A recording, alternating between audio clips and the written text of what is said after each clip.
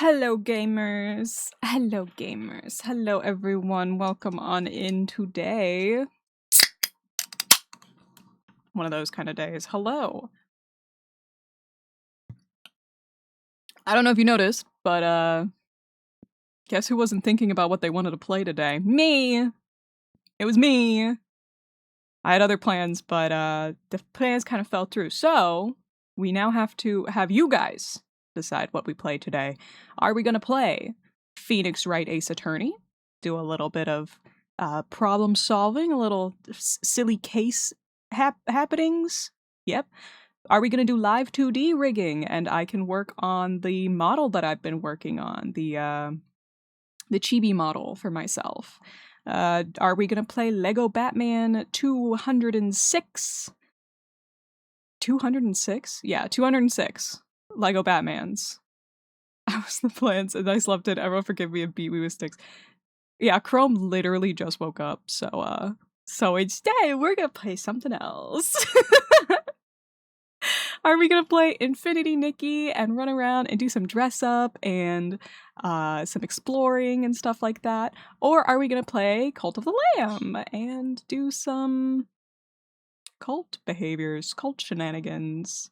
I'm an early bird. I know, I genuinely was like, guys, is my partner okay? Normally they message me by this point in time. It's like 3:30 in the afternoon for me. What the heck is going on? Nope, they were just sleeping. So yeah, we have a few different options. Newt, who grabbed you /silly? You guys. Chat did, Sally. Sally, chat has grabbed me. And they are going to shake me around now.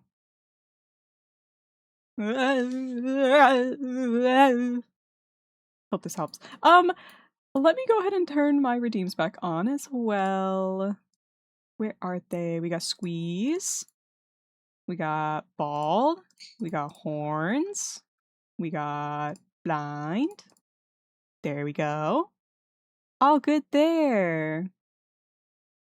So, we've currently got 3 votes in the poll, so congratulations to you 3. Let's see who is here today. Who got first? Curse one got first. Congratulations.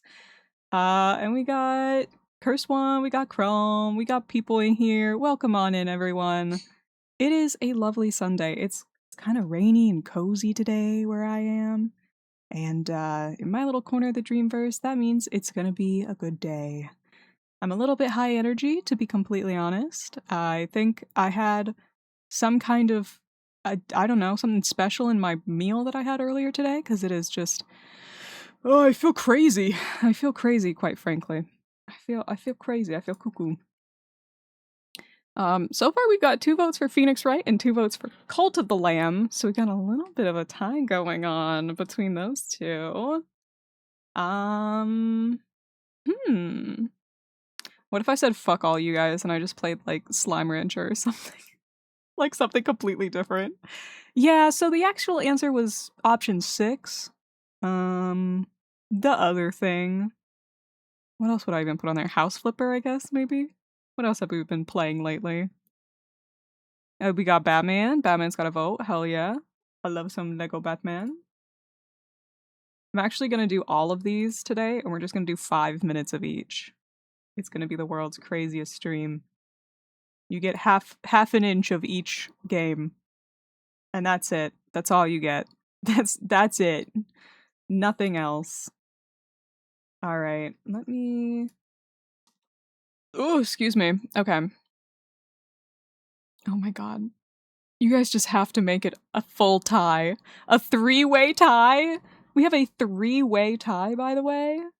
What the hell? What the hell? Oh my goodness. How is everyone doing, by the way? We're in the just chatting screen. Chat, why am I a top listener of Toby Fox? I hate to break it to you. I think you might listen to a lot of Undertale and Deltarune music. I think that might be why.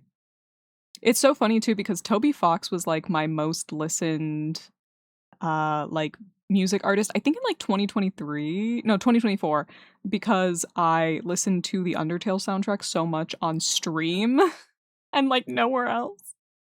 And because I stream so often, It just ended up becoming what I had to quote unquote listen to the most.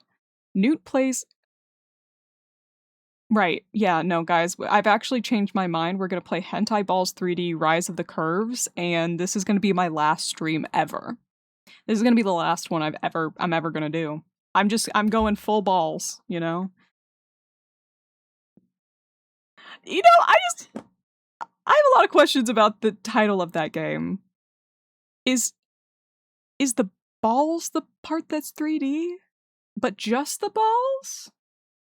But it's Rise of the Curves, so I assume we're talking about like curvy sensual women because not a lot of people play hentai games about men. So where do the balls come in? Is But funny lawyer game. It's true. We could play funny lawyer game instead of 3D hentai balls Rise of the Balls. What were we saying? Rise of the Curves. Rise of the Curves. Got a three-way tie. Motherfuckers. I can't. How am I supposed to pick? You guys made it impossible for me to pick. That's fucked up. That's fucked up. That is fucked up. Please with a cherry on top. Honestly, I'm kind of leaning towards Phoenix Wright right now.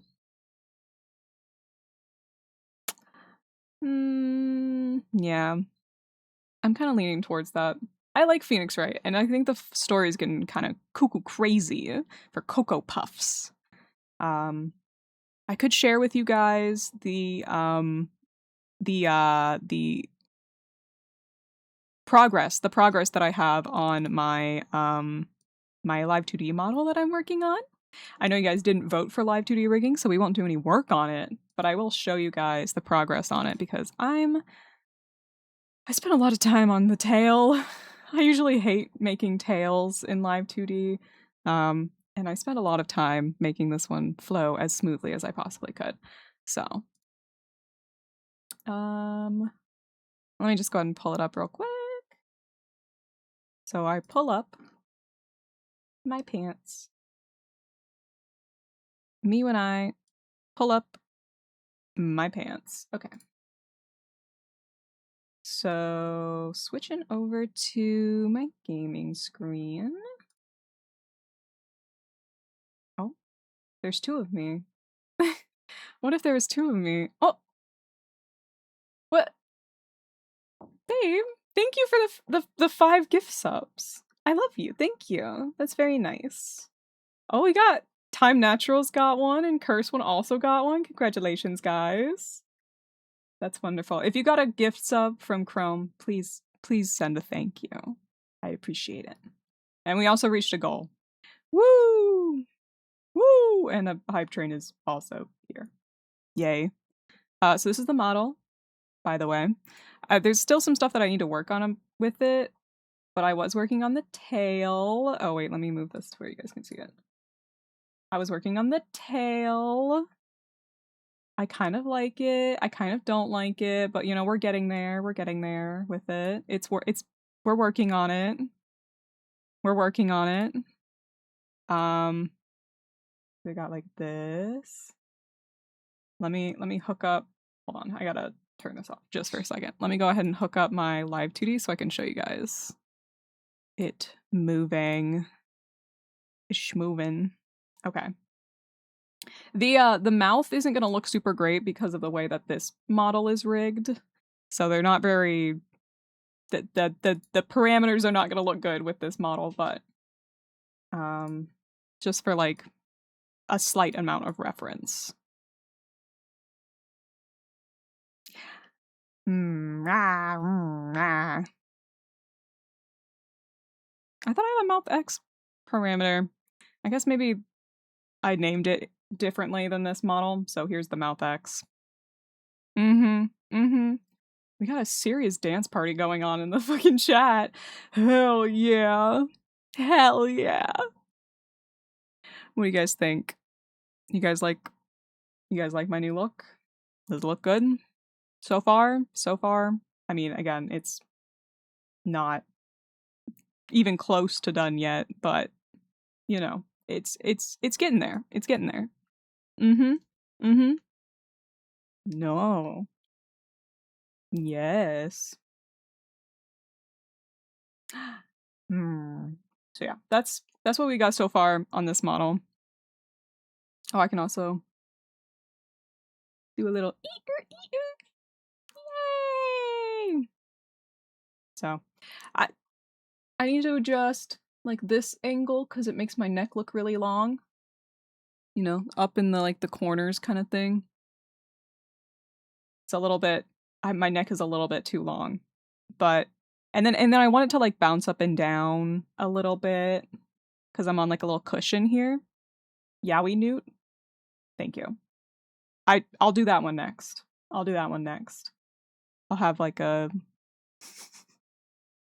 horrible Yowie Newt model. Who's gonna do the art for that one? Do I have to? I always have to, don't I? Don't I? I'm making a tornado interceptor right now. Dang. That's kind of crazy. That's kind of crazy. I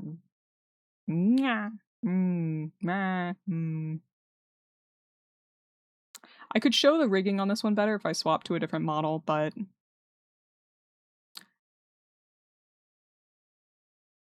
no. I'm good. I'm good.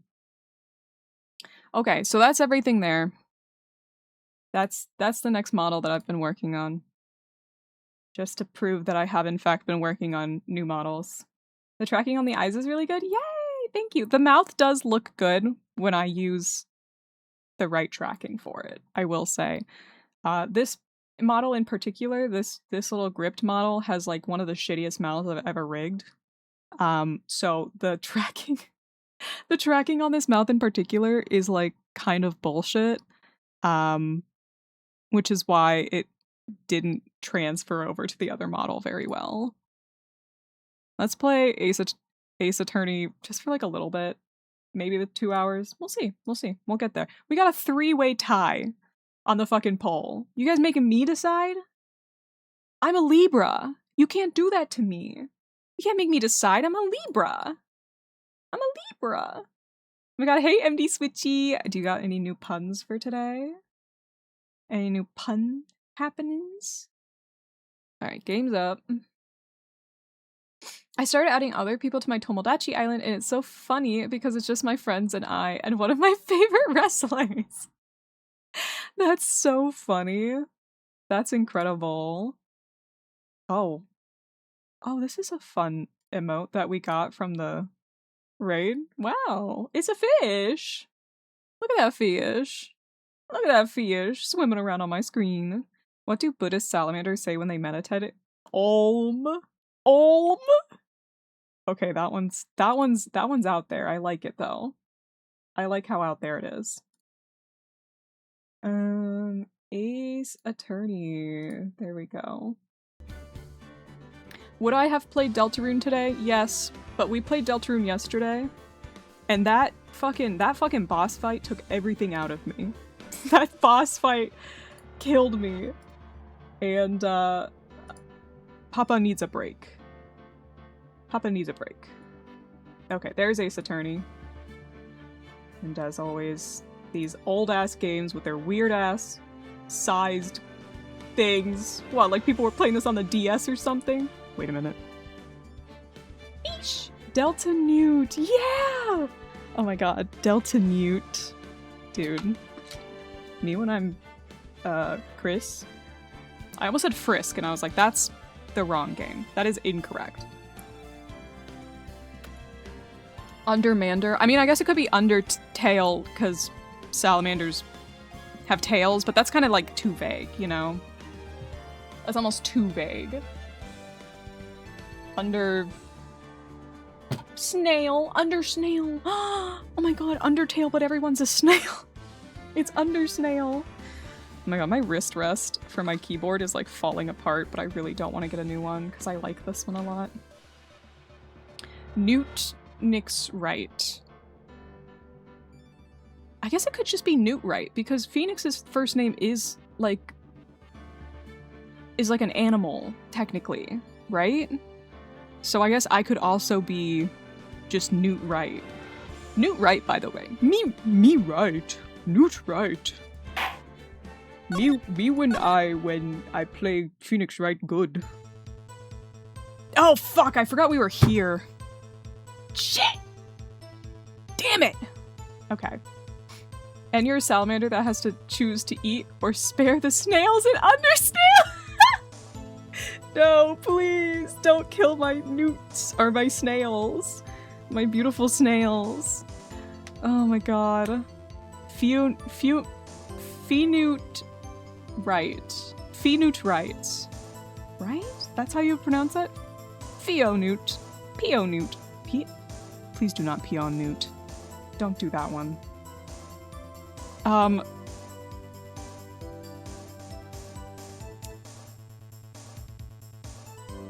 Where am I? What am I doing here? Okay, we were in the middle of this trial. I remember this. We were in the middle of the trial. This guy kind of was like, I didn't do it. Just kidding, I did it. Actually, he was kind of more like, well, I'm not saying I didn't do it, but I'm also not saying that I did do it. But I'm not saying that I didn't not do it. You know what I mean? He was one of those motherfuckers. But now he's admitted that he is shady as fuck. So now he's trying to like cover his ass. More or less. Okay. Let me see here. I had to do it that day. I couldn't just stand by and let it die. I saw the detective's ID and dressed like him. I plan to take out the evidence. That's right. Okay, so he dressed up as the victim. Hold on. Let me show you guys. He dressed up as the victim, this guy. First name this, last name guy. He dressed up as this guy so he could go get, like, some evidence or whatever. And then he fake died. But then disappeared. So it's like, whoa, how did he die and then not die? Hi, Brando. Hi, welcome on in. How you doing? Hello. Hello. I will say the keybinds for this game are kind of stupid. This game really plays like a computer game from the early 2000s / late 90s. Same kind of keyboard controls. Modern keyboard controls, it's like escape is usually how you get out of things, but this one it's backspace. Cool. Awesome. Okay. I stole the detective's ID and dressed like him. I plan to take out the evidence. I wasn't expecting Officer Meekins. I knocked him out and managed to escape. I knew which areas wouldn't be caught on the camera. There wasn't any murder in the evidence room at 5:15. Okay. I don't think we've pressed on any of this. I think he just started this and we haven't really like done anything. I love this game, but I will say the Apollo Justice trilogy is much easier to navigate. You can go back and see what's said, and you can move from place to place more easily. Yeah, that makes sense. Usually as games go on, they get better, like control-wise kind of thing. Kind of in the same like line of games, I've always been a big fan of the Professor Layton games, and they kind of have a very similar like timeline, and like as the game goes on, the controls just get like a lot easier and stuff. And Apollo Justice has cutscenes! No way. No way. We just have to make up the cutscenes in our minds in this game. We have to use our beautiful imaginations. Okay. Let's just see what this guy has to say about everything. When you say it, you mean... Do you even have to ask, partner? The SL9 incident. 2 years have passed since that case was closed. It was going to completely end with their transferal that day. Not if I have anything to do with it. That incident's not over.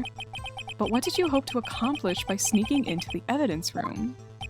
When a case is closed, only that case's lead detective can look through the evidence. I wanted to have a look at it myself one more time, no matter what the cost. I don't care what anyone says, partner. That case is mine. I feel like maybe we did talk to him about all this. No. Yes? No. Yes? Yes? Maybe. I bet that cowboy knew my birthday. I bet so. Is it your birthday? Happy birthday. I love that homeboy has a knife in a courtroom.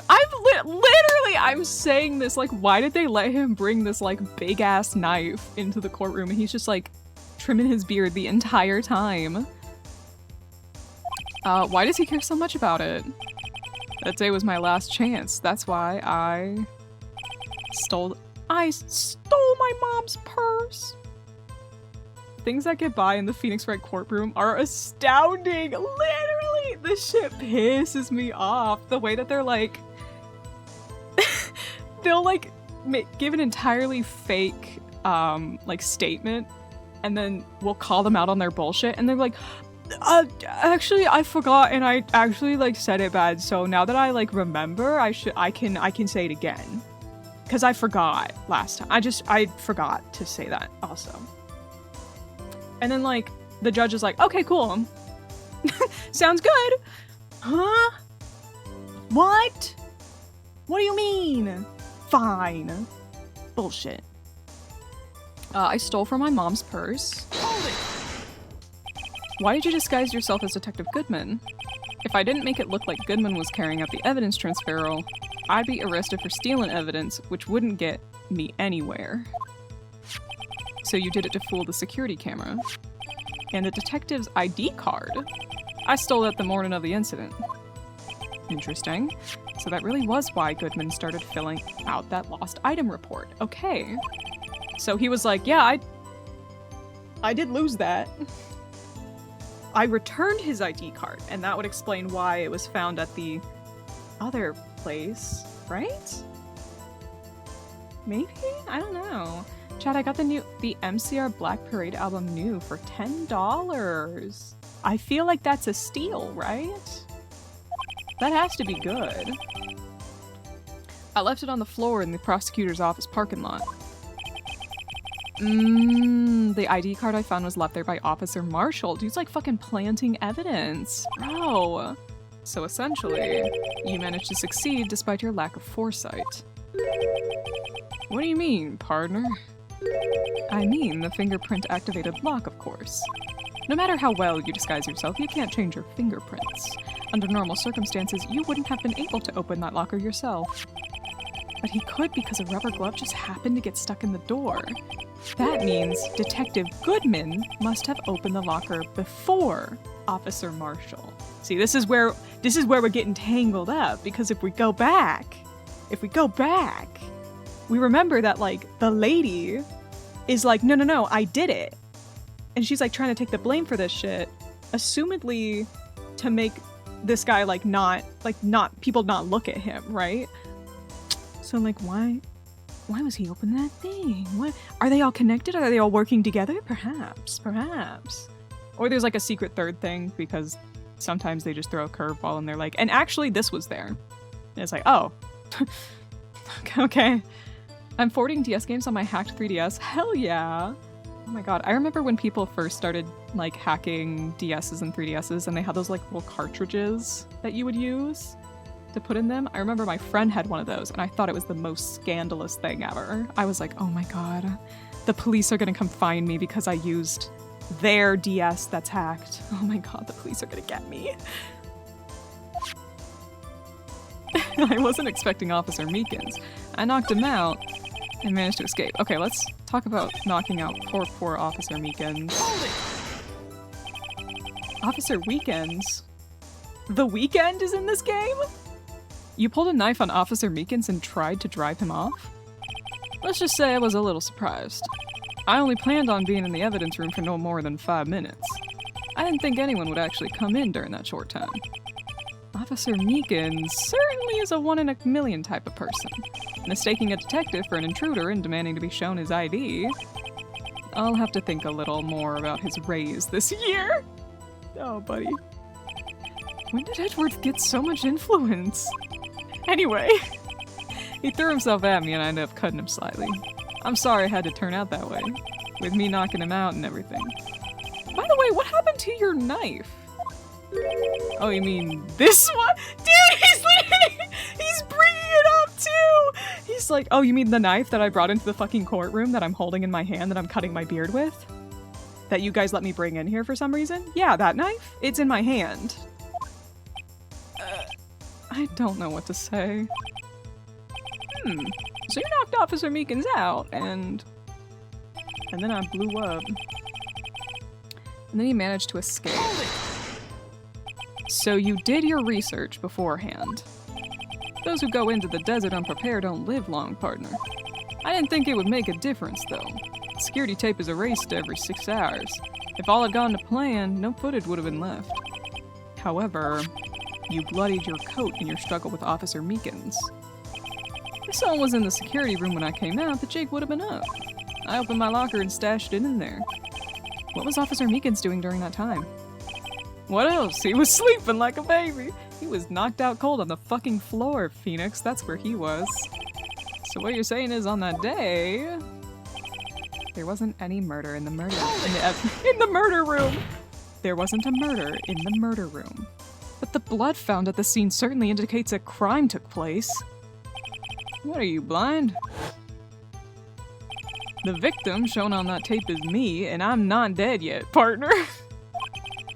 So you stole the evidence from the locker. Actually, no, I didn't. Why not? When I opened the locker, the evidence was already gone! Da da da! Oh my god, plot twist. Holy fuck. What? Mr. Edgeworth, where is that evidence? It's still missing, Your Honor. Oh my god, oh my god. Real Detective Goodman? Oh my god, wait. Oh my god, it's all coming together. Detective Goodman's locker was already empty. Someone else stole the evidence. Officer Marshall, may I ask you one thing? Fire away, partner. It's a free country. I love America! Yeehaw! Ah! Fucking red-tail hawk noise. Ah! Just remember, I'm also free to decide whether or not to answer. Why did you do this? Stealing a detective's ID, entering a police officer, this is no small offense. Moreover, you're an officer yourself. This will have serious consequences. I like how even at this point Edgeworth is like, on our side, essentially. He's like, yeah, what he said! Oh, okay. I can't just be forgiven with a simple cut in salary. Not that salary cuts are ever a valid solution. Fair enough. Phoenix is kind of woke for this one. Like I said, this isn't your case. This one is mine. And I'll do anything it takes to get an answer I'm satisfied with. I believe, from what we found last time, just as like kind of a quick review, in the killings that they're like bringing out evidence from, one of the victims is named Neil Marshall, and you'll notice that, excuse me, one of the investigators was him, Jake Marshall. So I'm assuming it's some kind of relative that was killed in the case, and he's not satisfied with the outcome of the case, and so he's trying to resolve it to find the true killer. The killer! Yeah, and then the witnesses, this is the lady who is currently basically being accused of murder. And the person who died... was he in this? I don't remember. I don't think he was part of this. Was he? Yeah, he was. There he is. But Bruce Goodman, he was the head investigator on the case. Backspace, sorry. I forgot it's backspace to get out of here. The witness has an unusual amount of zeal. Let's hear more. Hi, I'm your walls. Welcome! Twitch lied to me and said you were offline? What the hell? Oh my god. Oh. Hold on, my chat broke. Hold on, guys. Chat machine broke. Okay, there we go. I had a feeling we'd wind up here sooner or later. Everyone involved here is related in some way to that case. I'd better take another look at the files. We're gonna go back to the end of his statement here, because he says, I can't forget this SL9 incident, you know why? But that case was solved 2 years ago, wasn't it? Mm-hmm. That's the reason the evidence was stored in the evidence room. Joe Dark was convicted for his crimes. What a fucking name, man. Joe Scary. Joe Scary was convicted for his crimes. One thing I can say for sure is he deserved his sentence. I remember the Joe Dark case. It involved serial murders, didn't it? I don't intend to complain about how it turned out, but there's something that still bothers me. Something went down at that trial. Something no one will talk about. What happened? I thought you said you were there! Were you not the judge on the case, Judge? Your name is Judge!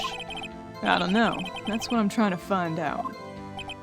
Ooh, but Edgeworth was there. Ooh. Why is he so concerned with that incident? Maybe I should present him with what I think his real reason is. Okay. Okay. So I'm gonna present the case file thingamajig because it's probably gonna make me go like, oh, well this is the exact reason. So we're gonna present the case file to him, this piece right here. No, I gotta push the E button. Objection! Excuse me. Officer Marshall. I think I understand. Yeah, the judge is not the sharpest knife in the drawer.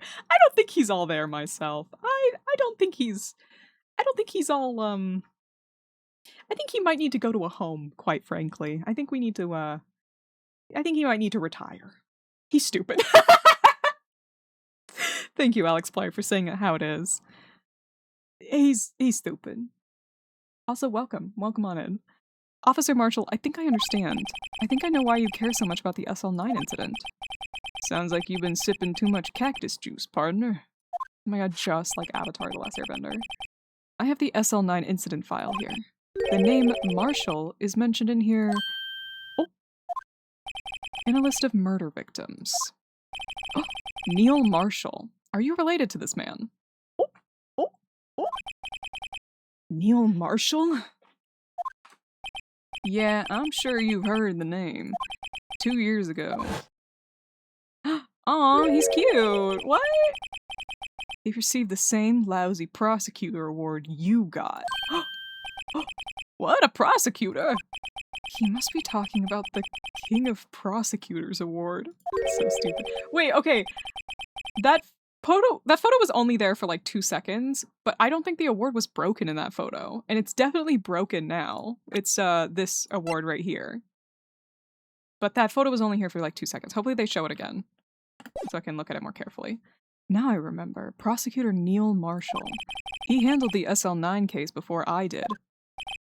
That's right. He was killed. And the case fell into your hands.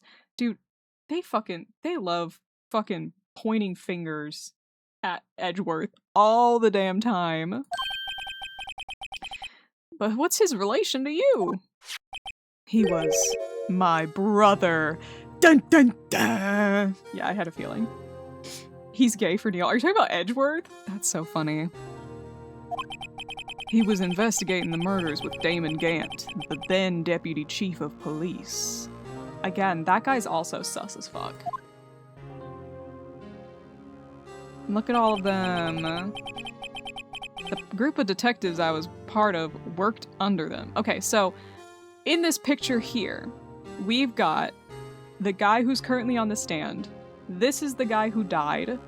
She was fired, I believe, and now she works as, like, she makes lunch boxes, essentially. She makes little bento boxes, and she sells them. But she's also kind of like, I feel like she's also kind of like an informant for these guys. Just saying. And then this is his brother who died. We were desperate to prosecute the killer. Oh. Oh my god. Joe Dark. My brother fought Dark and was killed. That was the first time Dark left behind any evidence. That was all we needed. Aw. He was arraigned and incarcerated. The case was finally closed. At least according to the public records. Ooh. Oh! Detective Gunshot! Not Detective Gunshot! Oh, Detective Gumshoe! Detective Gunshot. What do you mean? My brother couldn't have been killed by Joe Dark. I knew my brother better than anyone. No one could have beaten him in a fight. That's it? That's your reason for your insane actions? Fair. Fair. They are kind of crazy. Hold on, I gotta take a... I'm gonna have a little cough drop. My sinuses have been, like, so full. I don't know why. They're pissing me off. Anyway. There's more to my brother's death than what the records say. No matter how much you try to hide it, you can't fool me. Oh! Oh! Oh, he's pointing fingers again! Oh! Oh! Shit! Well, at least one thing's for certain. Now we know what happened at the police department on the day of the crime. I kind of look like a gavel right now. Ding! Ding! Order! Dink! Order! Dink! That's what it feels like, to be the gavel. Yeah. Now we know what happened in the police department on the day of the crime. That was the last day the SL9 case could be reopened. Not satisfied with its resolution, Officer Marshall planned to steal the evidence. Disguising himself as Detective Goodman, he entered the evidence room. Officer Meekins confronted him, so he rendered him unconscious and fled. Yes, this mystery has finally been cleared up. No murder took place at the police department that day.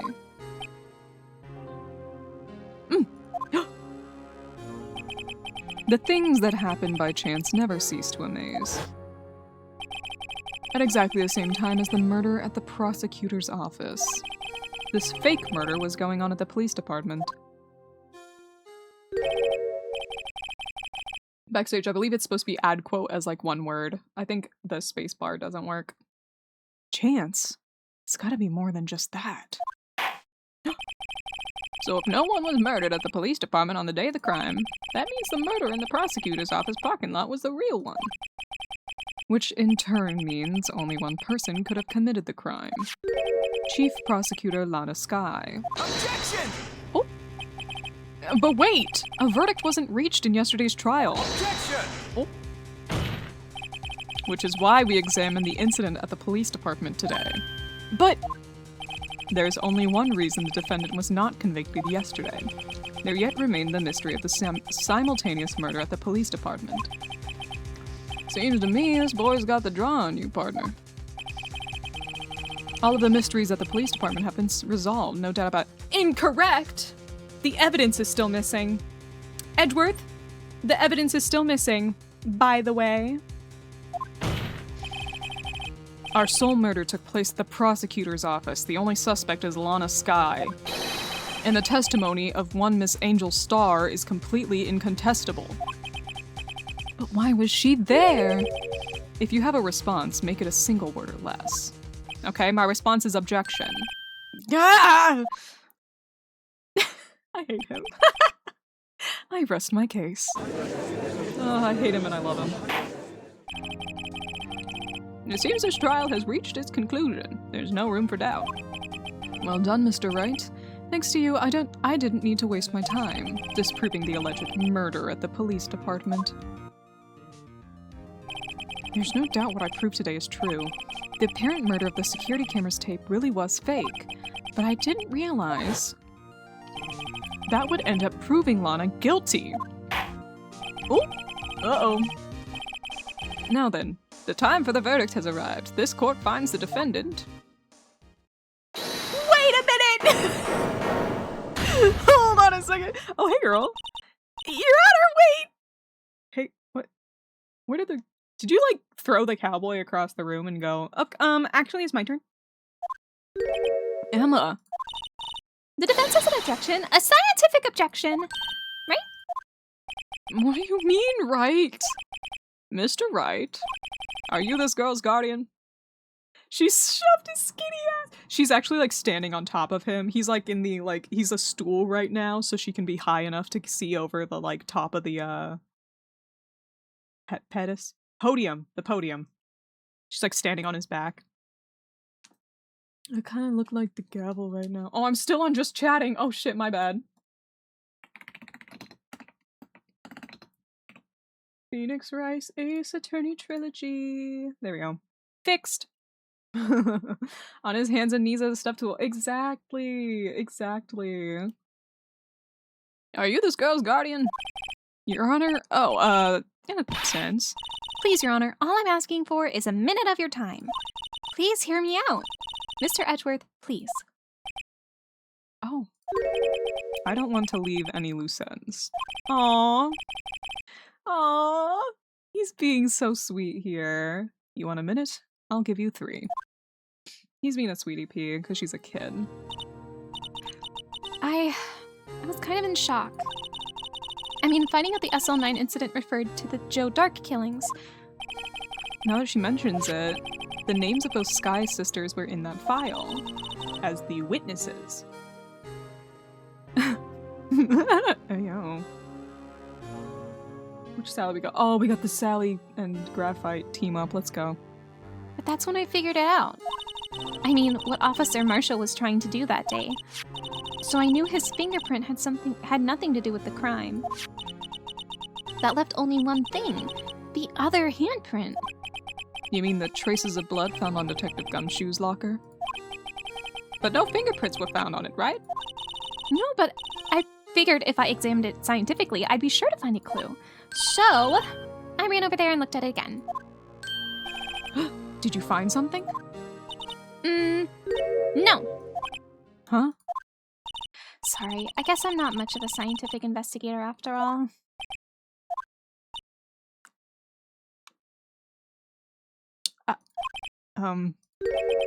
Is that all? Please don't be mad. I'm just a high school student. And I'm just an attorney. But Mr. Wright, those traces of blood are the only clue we have. If we can't find something wrong with them, please, Mr. Wright, you're a professional. If anyone can save Lana, it's you. I'm not a detective, I'm an attorney! Thank you. I needed that. Me? Oh boy.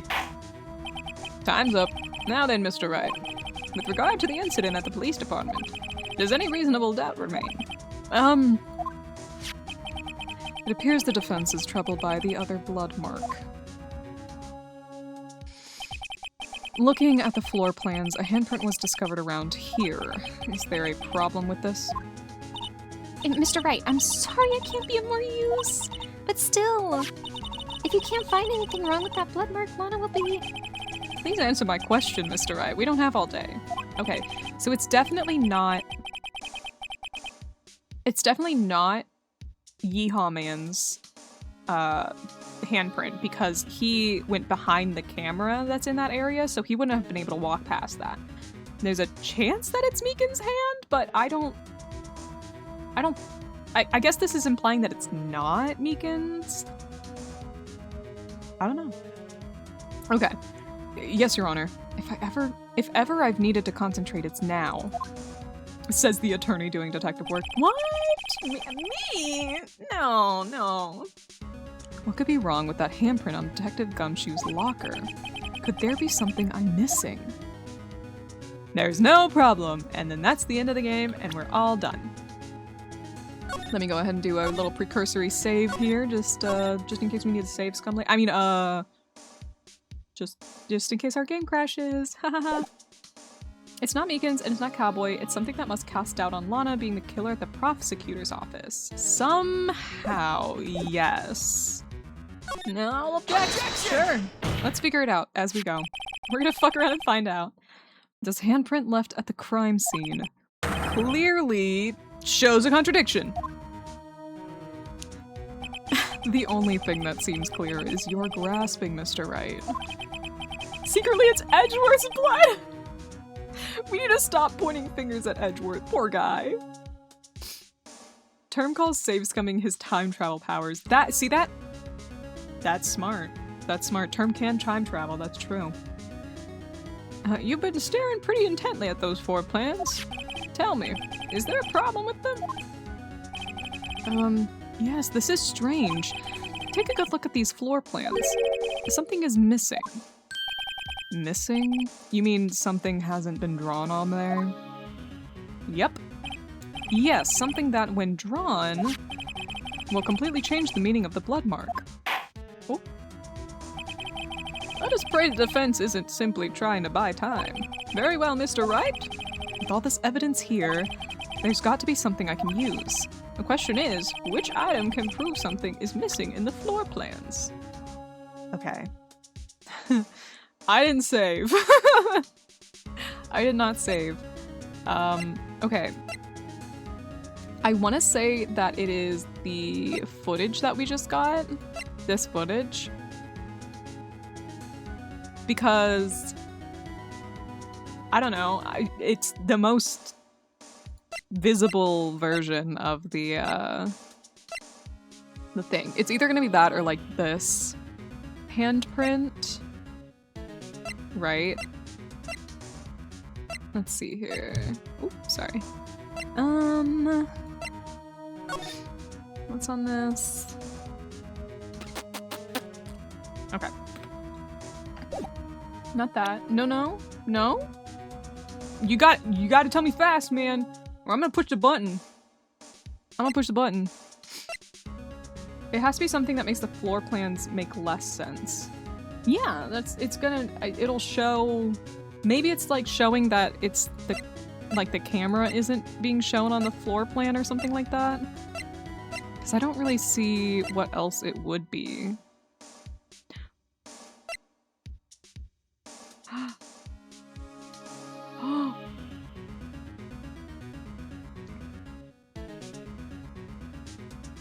What if it's him?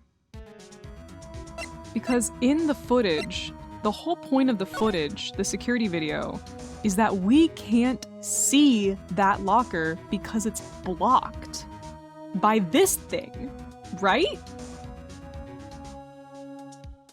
That's the locker that has the blood print on it. So, like, if it was blocked that entire time by this guy, neither of them could put their hand on that locker. Neither of them. Because this thing was in the way. And there's a giant handprint on the front of it, and I've been saying that from the beginning! Anyways, let's watch Meekins get beat up again, and then we'll go present this.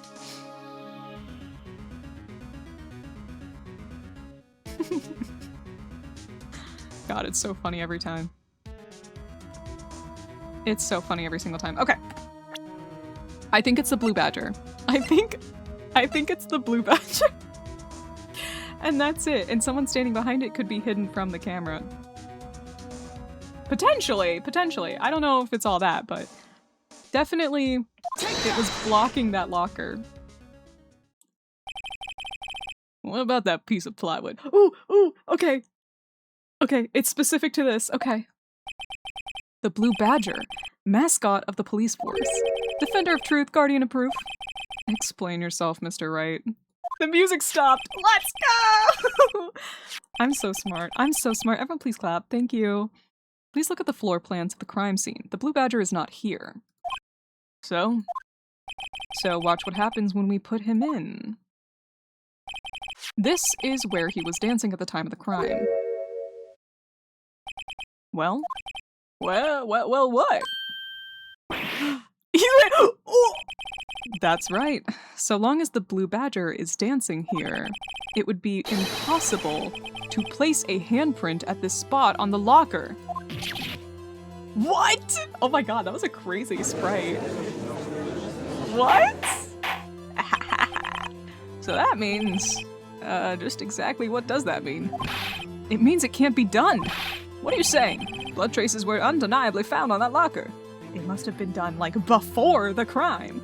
And we only have record of one person going in there before the crime. 7777777.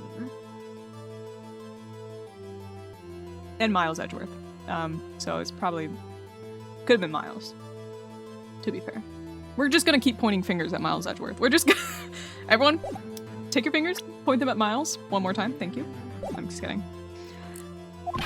Don't look at me, I didn't put it there. Mr. Wright, think it through scientifically. Emma. On that afternoon, Officer Meekins was the one who brought the blue badger to the evidence room, right? After he put it down, it would be impossible to leave a handprint on that locker. So that must mean this blood mark was left there before the blue badger was brought in? Just one moment, I will not allow such far-fetched balderdash in my courtroom. It may sound far-fetched, Your Honor, but it's the only possible explanation.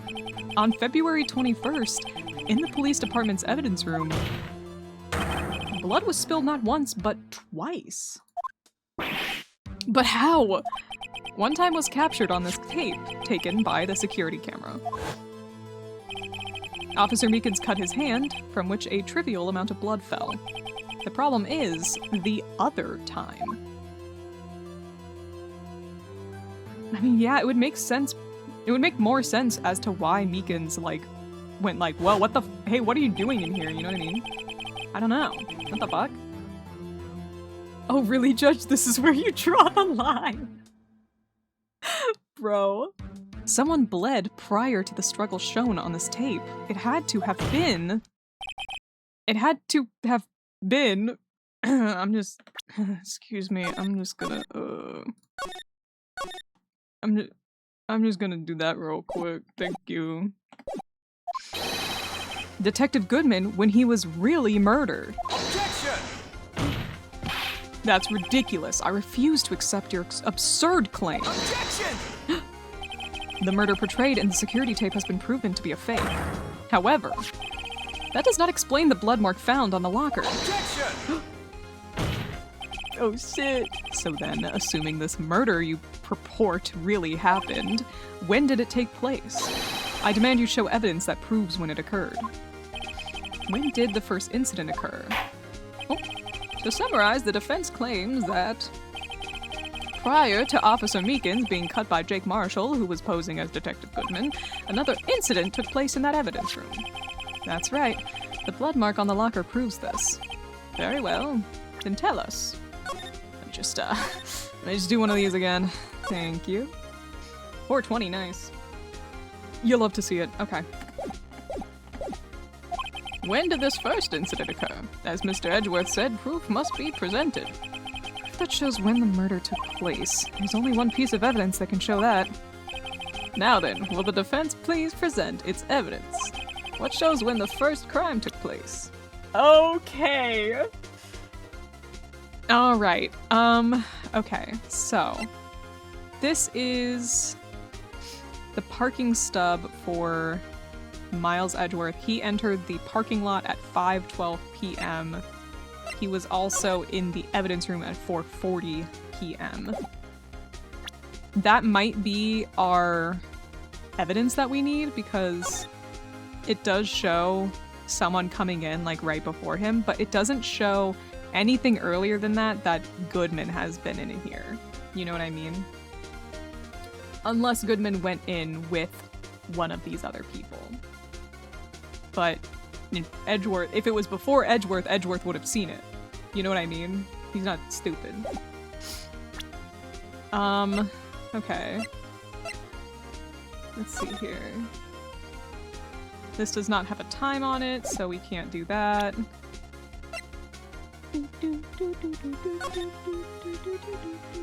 And there's all the blood. There's the other blood. Okay.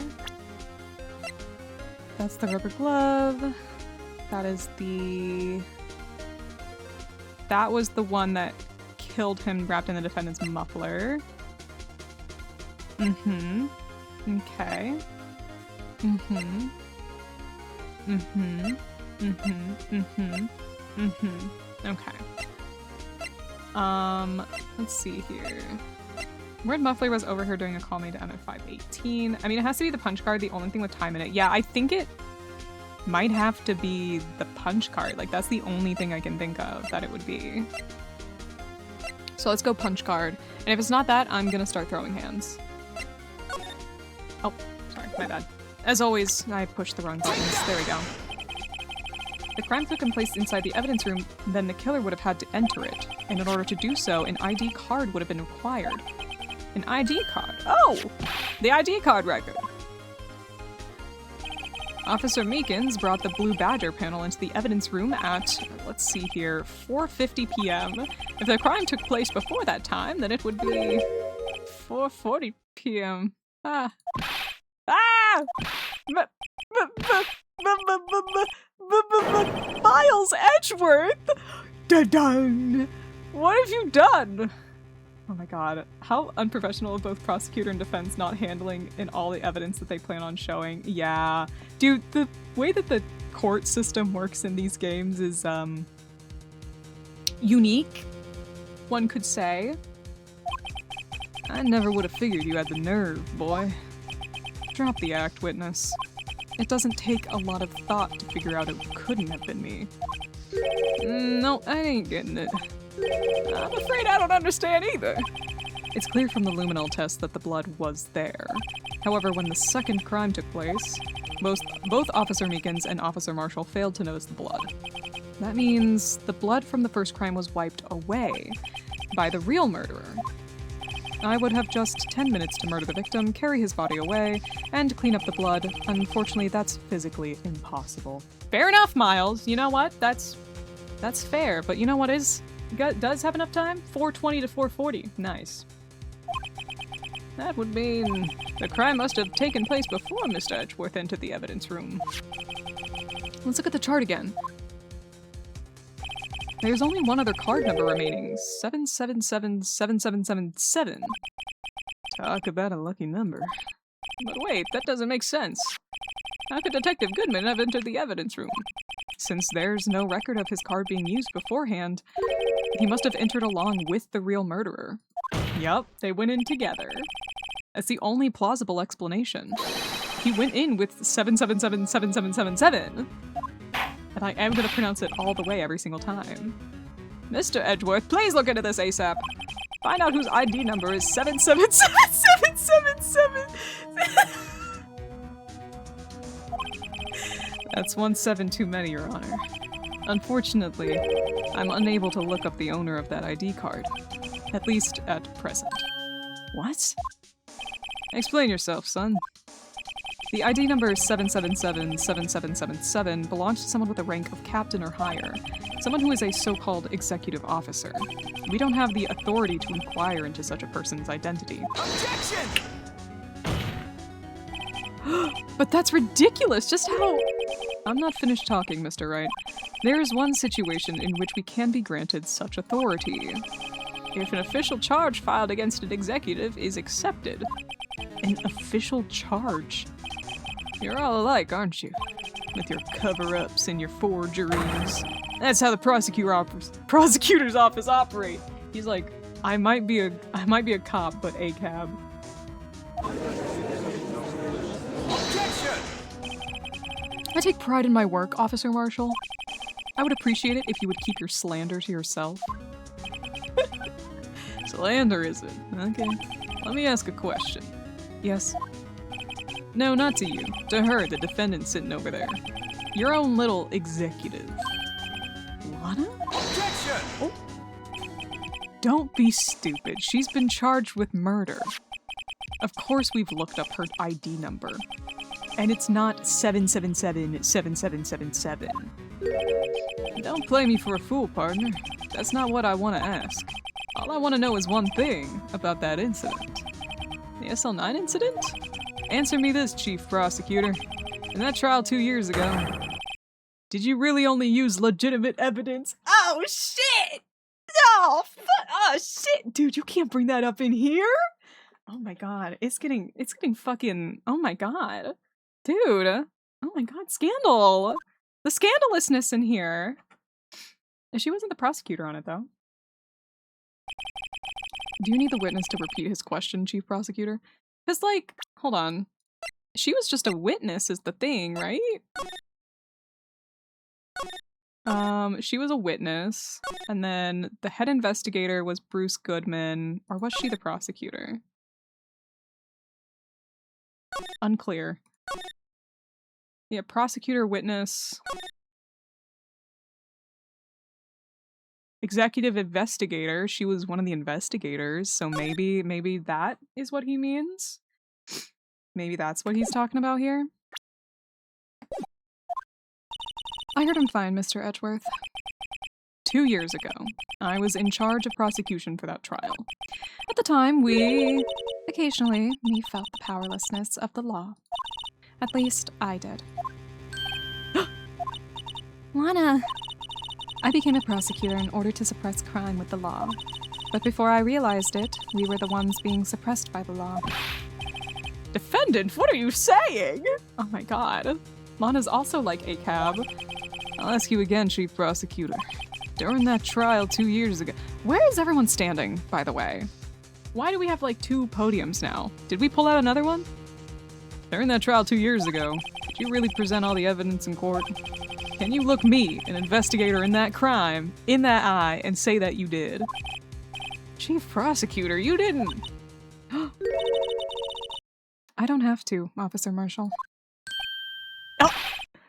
Why won't you answer him? Drastic crimes require drastic measures. That's just the way it is. We did what we had to, in order for him to get the verdict he deserved. But Lana, even if it involved forging evidence. Oh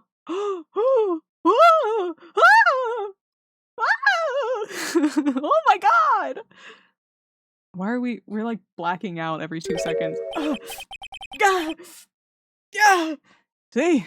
That's what I'm talking about. No. No! Order? Order? Doom, doom, doom. Lana's remarks caused such a stir, the chaos in the courtroom could not be quelled. The conclusion of the trial would have to wait until the following day. Classic. Typical. Typical. To be continued. She's been very suspicious in her own way, I guess I could say. I've always thought that they just switch places when there's multiple people on the stand. But like they're having a conversation about it too. So like does he say something and they go tick, tick, tick, tick, tick, and then she has to like come up to the stand and then she's like, no. Tick, tick, tick, tick, tick, tick, tick, tick, tick, tick, tick. Okay, but you know what I mean. And I wonder who asked her to forge the evidence. Like, who is she protecting here? She feels very much like she is trying to take the blame for something. I mean, it's pretty obvious at this point. She's like being a scapegoat, essentially, and she's like okay with that. But why? You know what I mean? That's kind of that's the fun question. Anyways, let's save. My lips are sealed. Good, good. We'll figure it out. We're smart. We're smart. Smarter than Phoenix, that's for sure. February 24th, 3:12 p.m., Wright & Co. Law Offices. I'm so sorry, Mr. Wright. I'm sorry for what my sister said. Just in case you forgot what happened like 2 seconds ago, drastic crimes require drastic measures. That's just the way it is. We did what we had to, in order for him to get the verdict he deserved. Shit. Shit. I didn't know. I never knew that the SL9 incident was just another name for the Joe Dark killings. Sounds like everyone's heard about these killings but me. Phoenix is like, I don't know, man, I was like at school or whatever. It's for her lover, isn't it? Her definitely not male lover. Yeah, no one in this game is straight. Ew. Straight people? What are they doing in my Phoenix Wright game? Lana wanted Dark convicted so badly. That's why she used me. That's why she used what happened to me. What do you mean, what happened to you? Phoenix is like, am I gonna have to kill someone right now? You're my daughter now. I've adopted you. Do I need to kill someone? Do I need to kill someone? It assumes you stopped and continued at a different time. Yeah, I know. It's a very, like, last time on kind of thing. You know, like, if you're watching a show and it's like, last episode, I'm like, I just watched the next episode! I just watched that. It's all there in the file. Joe Dark's last victim was Prosecutor Neil Marshall. When he murdered Officer Marshall's brother, he left behind an incriminating piece of evidence. But what did you have to do with those killings, Emma? On the night Prosecutor Neil Marshall was murdered, Joe Dark tried to kill me. Damn. Oh my god, that sucks. That sucks. Phoenix is ready to drop a motherfucker. Like, literally. Phoenix is like, pardon me? Here's what you missed on Glee. An onion head! Officer Marshall's brother, Neil, was only trying to save me. So that means you... Yes. I was a witness in the Joe Dark trial. We know! It was in the file! We know! I know! I didn't see that one coming. Phoenix! It said so! Okay, maybe you didn't see that she was getting killed, but still! Anyways, let's talk about it. It happened 2 years ago. It was right about this time of year too. There was a terrible thunderstorm that day, unusual for the season. I was alone in my sister's office. We were planning to eat dinner together once she finished her work. Then suddenly, this terrifying man came bursting into the office. Joe Dark. It seemed he was running from someone. He pulled out a knife and screamed at me. I didn't know what was going on. Just then, Prosecutor Marshall showed up. Jake Marshall's brother. Yes. Just in case you forgot, Jake Marshall's brother. He's cute! You know, he's cute. He seems like a nice guy. I don't know. Joe Dark tried to take me hostage. But before he could, Mr. Marshall tackled him. Then... What happened?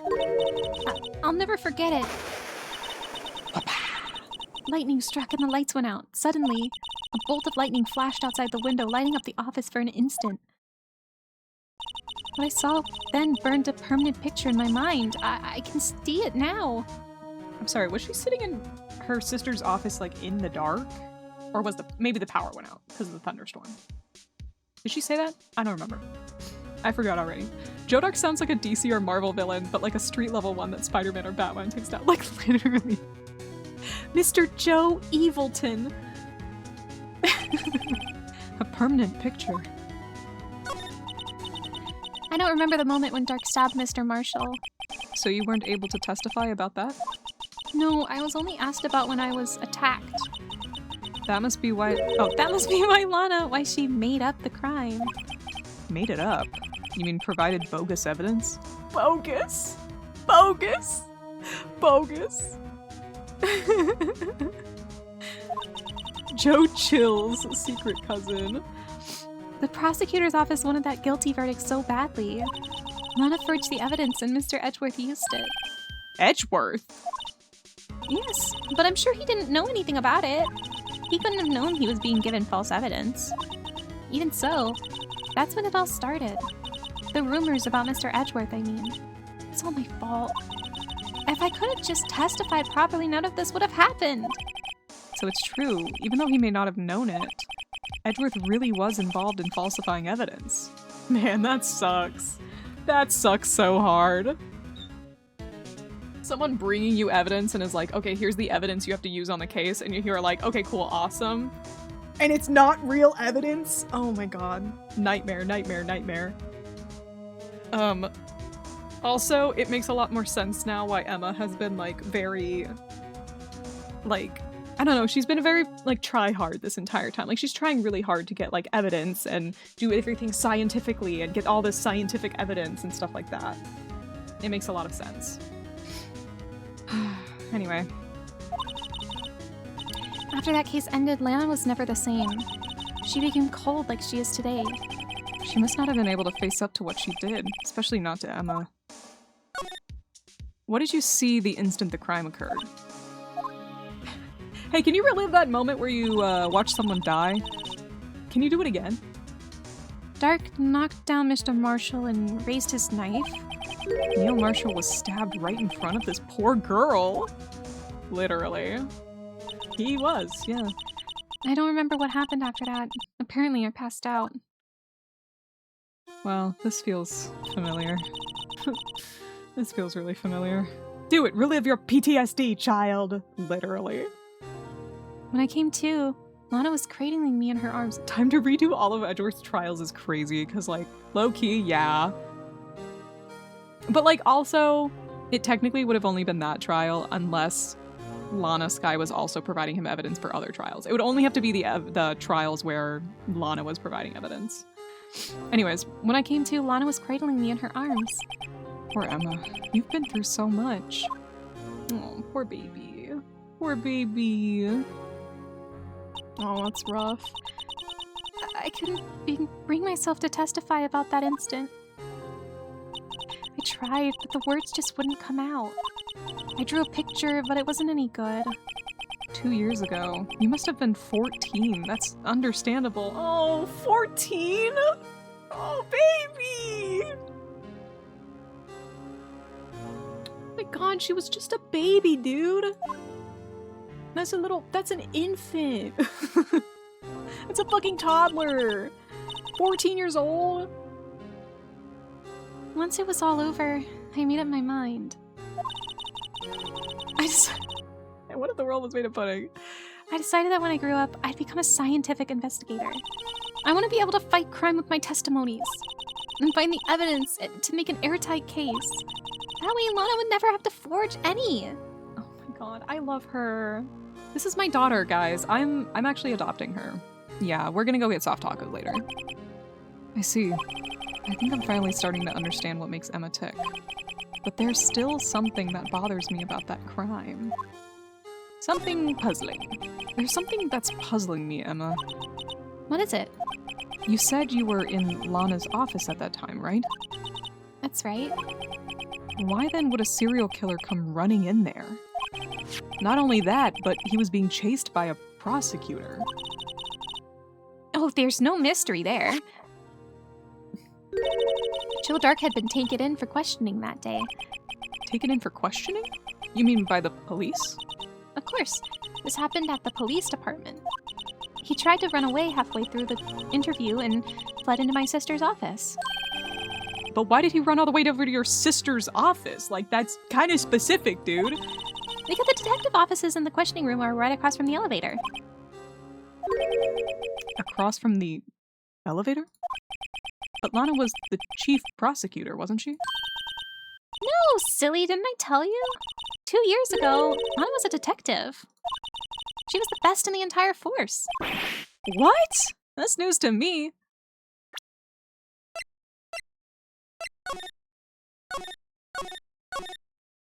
You think she was an executive investigator and a prosecutor? Phoenix. Phoenix. Buddy, come on. Phoenix!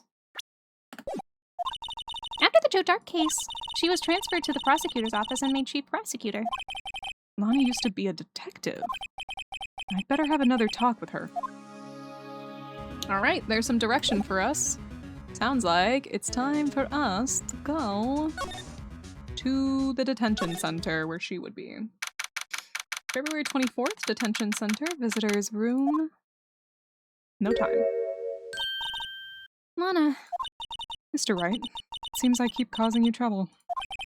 Falsifying evidence? I didn't think you were the type. Criminals don't mind playing foul, so why should me? She's crazy, dude! She's crazy! Kind of baddie, but also crazy. That's fucking crazy, girl. But Lana, if you're wrong, an innocent person might be found guilty. Believe me, I understand the risks. Lana, Emma told me about you. Oh? About how you were a detective 2 years ago, and how the SL9 incident was the reason for your transfer to the prosecutor's office. That's right. Could you fill me in on the details, especially about that unusual change of jobs? I suppose you have a right to know, Mr. Wright. Ooh, let's learn! Today's trial. A lot of revelations were uncovered at the trial today, not the least of which was the fact that this case is largely connected to another one 2 years ago. Evidence from that case was stolen as well, though I expected as much. I know how obsessive Officer Marshall can be. That trial. It really wasn't fair, was it? I believed in you, Lana. I believed that no matter what happened, you'd always stick to the truth. It couldn't be helped, Emma. At that trial 2 years ago, I sold my soul. Holy shit, girl. She's actually kind of crazy. Every time she brings something up, she's like, I would kill a man for you. And I'd do it again. And I would do it every single time. Just because I feel like it, for the love of the game. Well, all drama aside, the fact of the matter is, at 5:15, there was no murder at the police department. Tell me it's not true, Lana, that the witness, Miss Starr, said. About you stabbing Mr. Goodman with a knife. Lana! Oh my god, did you hear my throat get stuck there? That was crazy. Lana, I don't understand. Why won't you tell us? Emma, this doesn't involve just me. I knew it! I knew it! They're all together. They're all working together. Her and that fucking hot, sexy man who's all orange. I knew it was all connected. You can't fool me. I don't think I've ever seen Lana look so phased before. Hi Greg, welcome on in! It's true. I was a member of the police force 2 years ago. She was amazing! Him! Yeah. Yeah. They, oh my god. They even solved crimes together. Yep. They're working together. They're working together on this. This is all some kind of big conspiracy. What the fuck was wrong with Goodman? Something was wrong with Goodman in this case. Or are they, like... Every single time I play through one of these levels in this game, I'm like, and the body was fake the whole time!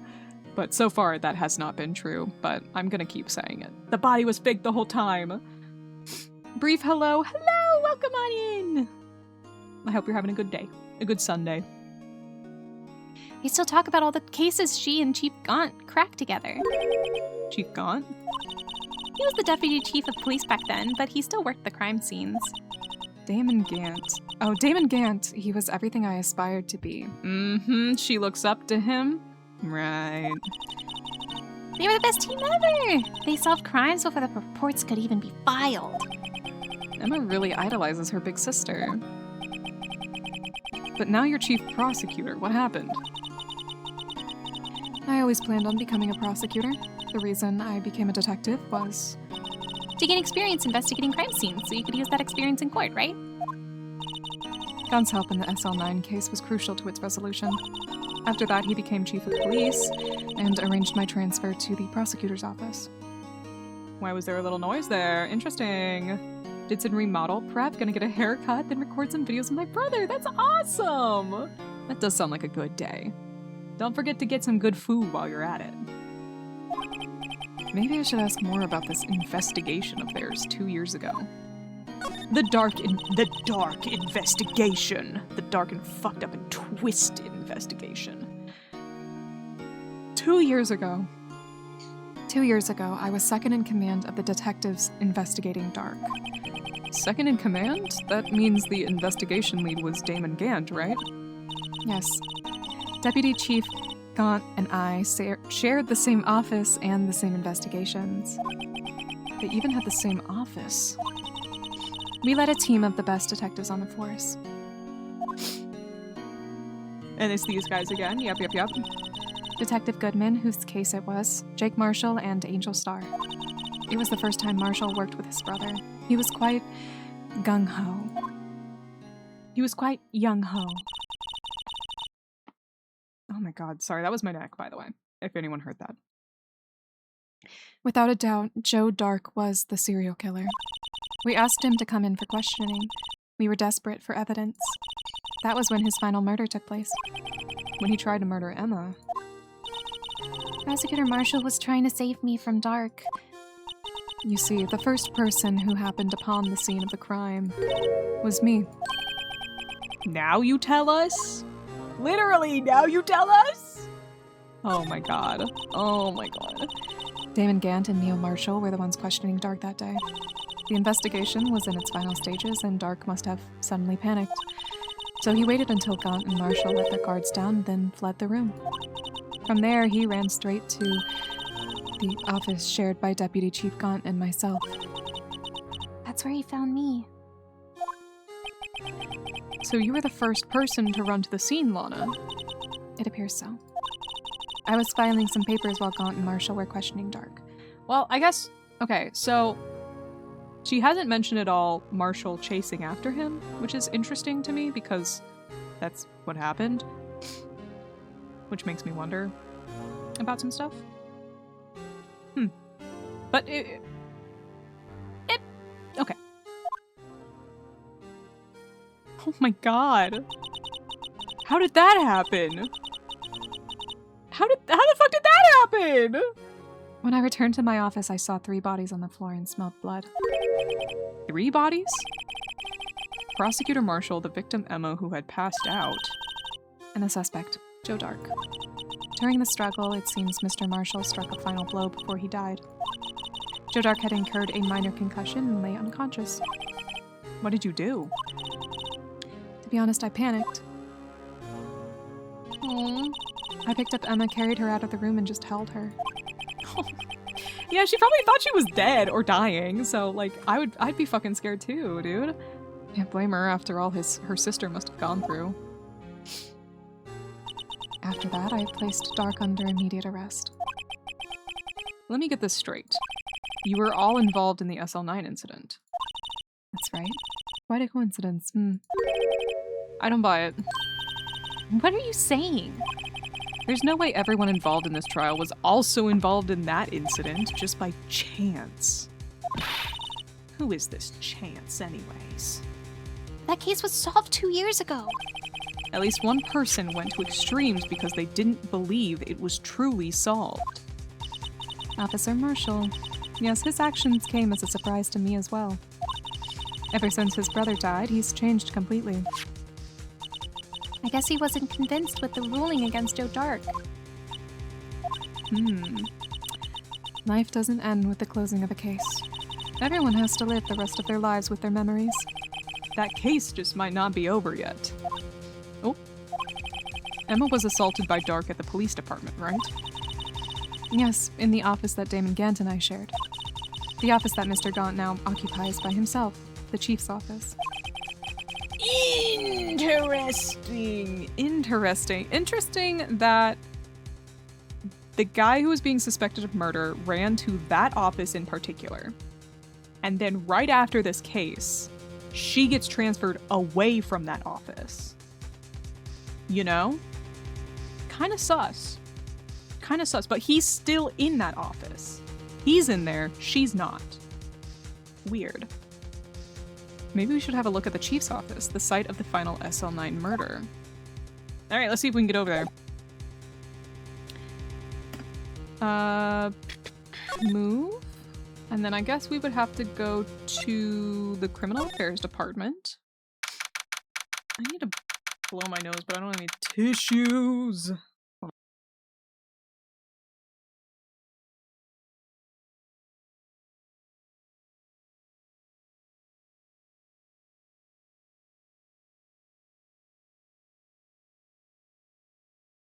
Okay, that's as good as I'm gonna get. Police station, criminal affairs department. I don't see Detective Gumshoe anywhere. Things seem kind of quiet around here today. You're right. The chief of detectives seems the same, though. Why don't we look for some other people to talk to? Right. We can come back here later. Okay. Then I guess maybe the police department entrance? This is why I keep tissues right by my desk. I normally do have a roll of toilet paper that I use as tissues. I don't have any tissues, but I used up the last of it today and didn't grab a new one, so I'm all out. February 24th, police department entrance. Hey, buddy, what's up? Howdy, Bambina. Oh, Mr. Marshall! Never thought things would turn out this way when I woke up this morning. Que sera, sera. You never know where life will lead you, eh, Bambina? I should have known my luck had run out when old Billy dried up this morning. Who? Billy? Must be his pet cactus. Say, where are you headed?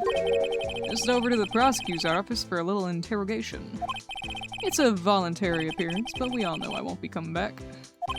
Sorry, but you can't go in the evidence room today, partner. They're gonna fucking kill my ass. Mr. Marshall, why did you do it? Why did prospectors head west? If ever there was a case I needed to know the truth about, it was that one. Before you turn yourself in, Mr. Marshall, would you mind telling us exactly what happened? Looks like I won't be getting a steak lunch today. So you wanted to see Miss Star, huh? Interesting. Something was fishy about that trial from the beginning. It wasn't just me either, all the detectives thought so. What do you mean fishy? Some of the facts reported were inconsistent with the evidence we found. For example, the murder weapon. The murder weapon? The murder weapon? You mean that switchblade knife with the broken tip? That was Joe Dark's, alright. But in the initial autopsy report, a question was raised. A question? The blade of the knife was not a perfect match with the wound the victim sustained. What does that mean? It means there's a good chance the knife was not the murder weapon. Oh. However, in the report that was finally submitted, that possibility had been erased. Could the facts have been concealed with forged evidence? Interesting. Interesting. Interesting. Because we have another knife. Oh, that one's Edgeworth's knife. That's unrelated. Don't worry about that one. That case left behind scars on all of us. The scars that the SL9 incident left behind. Mental ones, ain't it? I got the looks, but he got the brains. He was one of the best prosecutors around. I had just made detective when I went down. It was our first case together. How old was he, your brother? He was 27 at...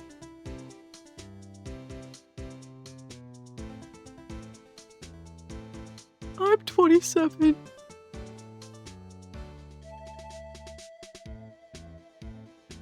Guys, I'm scared.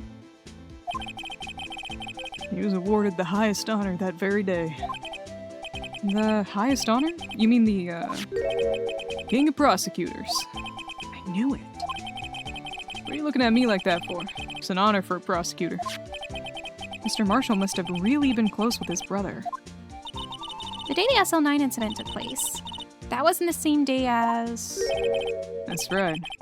It was the day of the evidence transferal.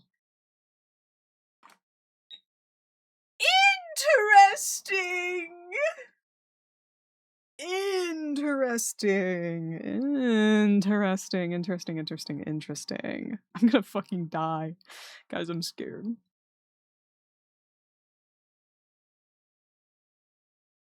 I'm only 27 for like 2 more months, guys. I'm scared. Alright. Interesting. Me! That's what I said! It was drizzling that morning, and by nightfall there was thunder. I can't believe 2 years have gone by already. I tried to steal the evidence so the case wouldn't die. Apparently someone tried to stop you. Detective Goodman was murdered, and the evidence locker was empty. There was something going on behind the scenes in that case. We all knew that later. Every detective involved in that investigation, save one, was taken care of. Yeah. Literally, right? Miss Starr was fired and I was demoted and boxed away in a tiny room. What about Detective Goodman? If they did something to him too, the commissioners would get suspicious. No, they were careful enough not to be too obvious. They waited 2 years, right as the case was about to stop. They. Who are you talking about? Don't get upset, Bambina. I mean Damon Gant and Lana Sky. Yup, it's sus. The investigation lead, Damon Gant, and his second in command, Lana Sky. There wasn't a person on the force who hadn't heard of that duo. That case was the biggest step in both their careers. After the case ended, Lana transferred to the prosecutor's office, right? Yeah, Damon Gant, the new chief of police, arranged for that to happen. She's never been the same since she left. Everyone who knew her said so. Chief Prosecutor Sky was totally different when she was a detective. Now that he mentions it, Emma said something like that too. Tell me, what happened to my sister? Sorry, Bambina, but her secret is too well guarded. I never found out. Lana's secret. It all started 2 years ago. Feels like he should be saying darling a lot. Yeah, dude, I kind of agree. I thought this took place like 3 years ago. It was like almost exactly 2 years ago that the SL9 incident took place. So there you have it. That's my story. Did you enjoy it, partner? It was certainly enlightening. Here's one thing for sure I found out in court today. That boy Edgeworth isn't my enemy. Cute. Okay. Good, I'm glad. He was the one who used falsified evidence to get a guilty verdict. But someone else was the one who gave him that evidence and planned everything. That someone is Damon Gant. Sorry. Don't believe me? Well, I don't blame you. I won't even be a patrolman after today. Oh, what was that? Too bad I won't be around to work with you when you become a real scientific investigator. Oh, stop. That's so sweet. He drinks because he's a sad boy. Yeah, he really does. Adios, Bambina. Oh, that's so sad. That's so sad. I was suspicious of Gaunt from the beginning. I mean, he's hot as fuck, right? But he's also suspicious as hell, and he always has been. But why? But why? Was he doing the murders? But why would he be doing the murders, you know? Like, what is that all about? Hot people are suspicious. You know, that is very true. Hot people are suspicious. If you're hot, you're suspicious. That's why I'm suspicious, by the way, because I'm hot as hell. Anyways, let me, go to... back here? Okay. Police Station, Criminal Affairs Department. This place is always pretty empty, but today it's deserted. It must mean everyone's busy solving crimes. Oh, if you're looking for the others, they're all in the conference room! Thanks. Well, he actually talked to us. That's this guy, by the way. With the chief prosecutor saying what she did and the decision about what to do about Mr. Edgeworth, not to mention our statement to the media in tomorrow's trial. There's more chaos going on than Thanksgiving and Christmas put together. I think festive is the word usually used for those. Sir, we'd like to have a look around Chief Gant's office. Just use the connecting hallway to the other building and take the elevator to the top floor. Really? You mean it's okay for us to go in there? I mean, we aren't police officers or anything. Hey, you're right. You can't go in there. It's off limits. Now I see where Detective Gumshoe gets his unique charm. Well, what are we waiting for? Let's head to the chief's office. He's like, yeah, you can go up there. Wait a minute. Anyway. Huh? Why is there a fucking organ in here? Also, I was right. Look, it's not as broken. It's broken, but it's like broken differently. Weird. Weird. Also weird that that picture would be up here.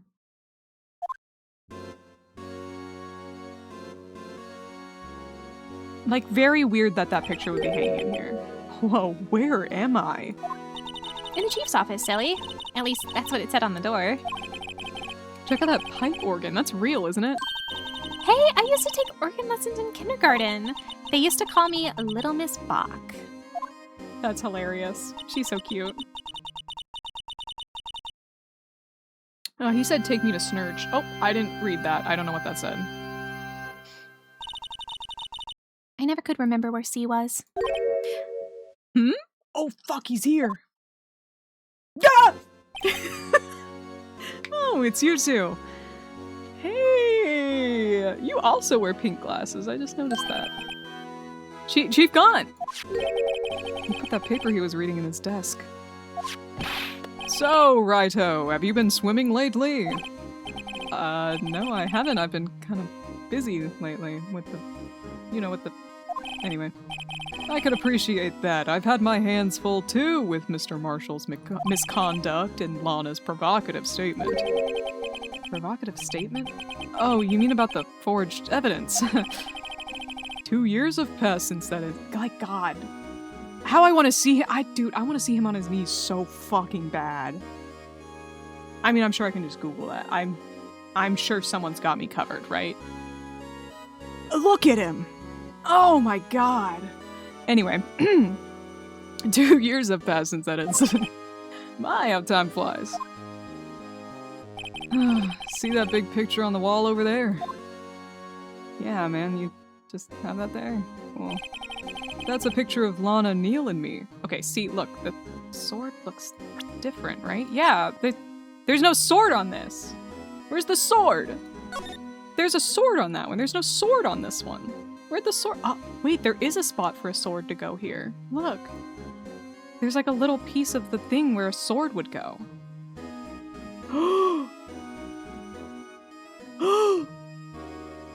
The stab wound!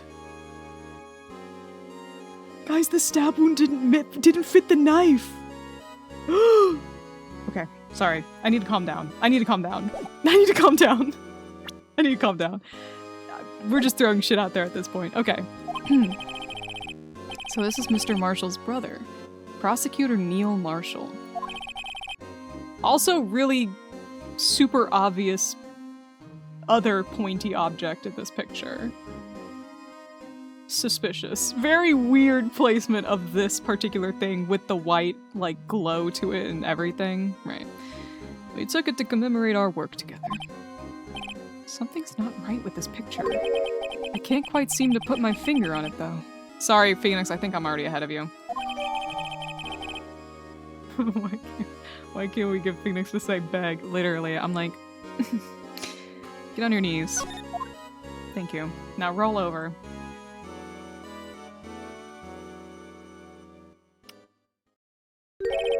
Hey!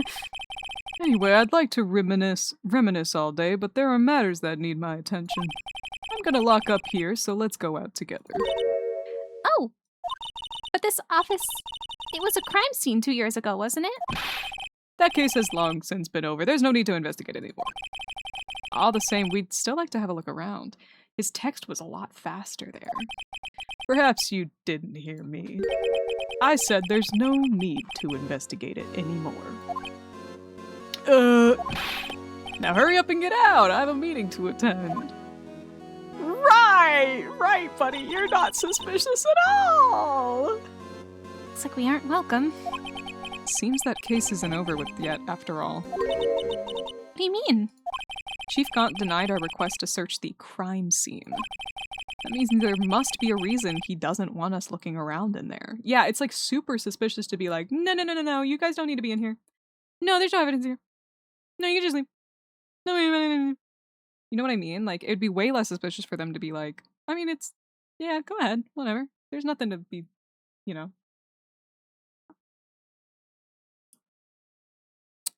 It's suspicious. You need, like, a clue? There's gotta be a way we can get inside the chief's office.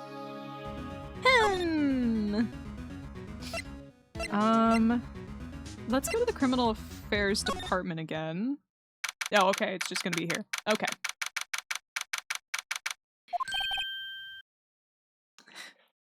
I think we might have found a way in. And guys, I think we might have found something. Hey, pal. Detective Gumshoe, aren't you supposed to be in a meeting? I'm, just taking a breather. My feet hurt. From sitting so long? Actually, from serving everyone coffee. Oh my god! Gumshoe. Maybe he's the one on his knees right now. Sounds like Detective Gumshoe's still out of the loop. Say, have either of you seen Mr. Edgeworth? Edgeworth? No, why do you ask? He's under fire from both the police department and the prosecutor's office. It's almost like the battles between you two in court. That sounds serious. Is it because of what my sister said? That's basically what it all boils down to. Sorry, I'm going back to my normal voice for Gumshoe. I can't go that deep. That falsified evidence 2 years ago. Now Mr. Edgeworth has the whole world after his blood. Yikes. Alright. Edgeworth's crisis! But why would Edgeworth be blamed? It's not like he knew the evidence was forged. Lana Skye is the guilty party here, isn't she? Regardless, a prosecutor is responsible for the evidence they present in court. Not only that... my flashback. But you know there have been a lot of rumors going around about Mr. Edgeworth. His amazing talent as a prosecutor has kept him safe from those who don't like him. But now with this... Are there really so many people who hate him? In our world, only those with talent rise to the top. Mr. Edgeworth not only has that, but he's young. There's no better recipe I know for making enemies. Hey, Dick! Keep up the good work! Yes, sir! Let's Go out for lunch again sometime. My treat. Yes, sir. You gotta take me back to that joint sometime, okay, Dick? Yes, sir. Seems you don't have any problems with enemies. They all love him so much. Also, it's so funny people calling him Dick because it just sounds like they're calling him Dick. Like, a dick. Hey, Dick! Let's go to dinner later! Okay. Yay! Yeah, well, I'm careful not to stick out. Anyway, I'm a bit worried about him. Under all this pressure, I'm afraid Mr. Edgeworth just might crack. Dude, he loves Mr. Edgeworth so much. He loves Miles. Like Gumshoe? Gumshoe loves him. His real name is definitely Richard. I could totally see it. Richard Gumshoe. It's kind of cute. Actually, I took a look at the file earlier while the coffee was brewing. He seems genuinely concerned for Edgeworth. Well, did you find out anything? The only evidence Dark left behind was during his final attack. His final attack? You mean when he killed Prosecutor Marshall, who was trying to protect some girl? Oh. Me. It seems Detective Gumshoe never realized Emma was the girl. That's when he left the most incriminating evidence of all. Well, what was it? Oh, let's see. I think it had something to do with the murder weapon. I forget. Look, it's all written somewhere in here, okay? His powers of recollection never fail to impress. Maybe we should show him the murder weapon. He might jog his memory. Let me talk about his crimes first. Joe Dark was 42 at the time of the crime. He was just your run-of-the-mill businessman. A businessman? What made him take to serial killing? One day on his way home from work, he hit someone with his car. His car? So it was an accident? An accident, yes, but it transformed him into an animal. An animal? He killed a man that witnessed the accident. Then he killed a lady who saw the second crime.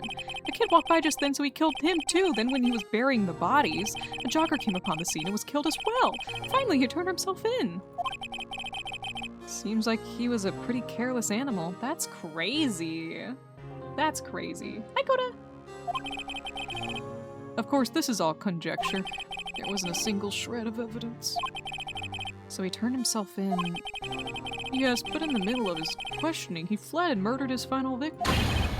Prosecutor Marshall.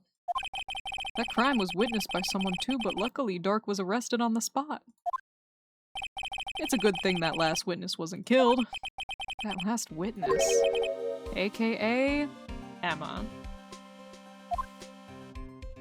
Alright, let me go back so I can present the knife. Nope, that's not the button. That's incorrect. Okay, it's this and then it's present. Oh, sorry, I'm gonna eat a candy. Actually, yeah. Do you guys want any? We're having a quick little candy break. It's Sweet Tarts, the little mini chewy ones. Does anyone want some? You guys can have 3 each, okay? You get 3. Ooh, I got purple and red. And one more. Orange! Yum, yum, yum, yum, yum, yum, yum. Everyone take your 3. Eat them. They're all yours. About this. Hey, is that... It has a tag attached to it with the label SL9 incident on it. I believe this would be the broken murder weapon you were speaking of? What are you doing with that? Ever since that case was closed, that knife's been locked away in a locker. Oh, on the day Detective Goodman was murdered, this suddenly disappeared from the locker and was found in Mr. Edgeworth's car muffler. That's it! Now I remember what that incriminating piece of evidence was. When you showed me that knife, it all came back to me. Well, what is it, Detective? Quick, before you forget again! Okay, let's see what it is. What was the suspicious piece of evidence? Let's find out. I might have just woken up. What is with you and Chrome? Chrome slept in real bad today, too. Well, good morning. Good morning. I hope you're feeling better. Take some water. That knife was Joe Dark's, wasn't it? That's right. We traced it back to the store he bought it at, plus it had his fingerprints on it, too. But no one actually witnessed him using it to murder anyone, right? That's where his luck ran out. When you take a good look at the knife, you'll see it's broken. You don't have to take a good look to notice that. She's so savage. Yeah, well, anyway. Take a guess where the broken off tip of the knife was found. That's what did him in. Where was it? The victim, Neil Marshall, was carrying it inside his own body. Wow, what a weird way to say that, Gumshoe. It was found deep inside the stab wound. Did it match Dark's knife? You bet. Down to the last fiber. That's pretty conclusive. Interesting. The stabber in the back died from punctured heart and lung. A knife tip was in the wound. How does one break off their knife tip from stabbing you in the heart and lung? That's crazy. Anyways, cheap-ass knife. Switchblade knife updated in the court record. The broken tip was found inside the victim's body. It belonged to the murderer Joe Dark. Well, there you have it in a nutshell. That's all I know. Can I ask you one more thing? Listen, if it's money you need, you should ask Chief Gunn. It's not money, but it does concern the chief. His office is a crime scene, right? He was attacked from the front, wasn't he? Neil Marshall. Yeah, see, that's the weird thing, too. Like, from Emma's memory, he was attacked from the front, right? That's the last thing she remembers. She passes out.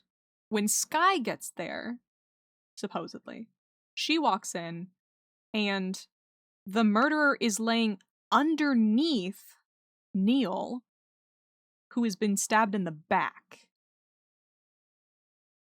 Right? Like, weird. Weird. It's all weird. It's where prosecutor Neil Marshall was murdered. Neil Marshall was murdered. The chief's out now and his office is locked. But we'd like to have a look around if that's okay. Well, any detective's ID card can unlock the door. What, really? But if I let a civilian in there, I'd be charged with breach of trust. Breach of trust? Simply put, I'd be canned. Oh. Sorry, pal.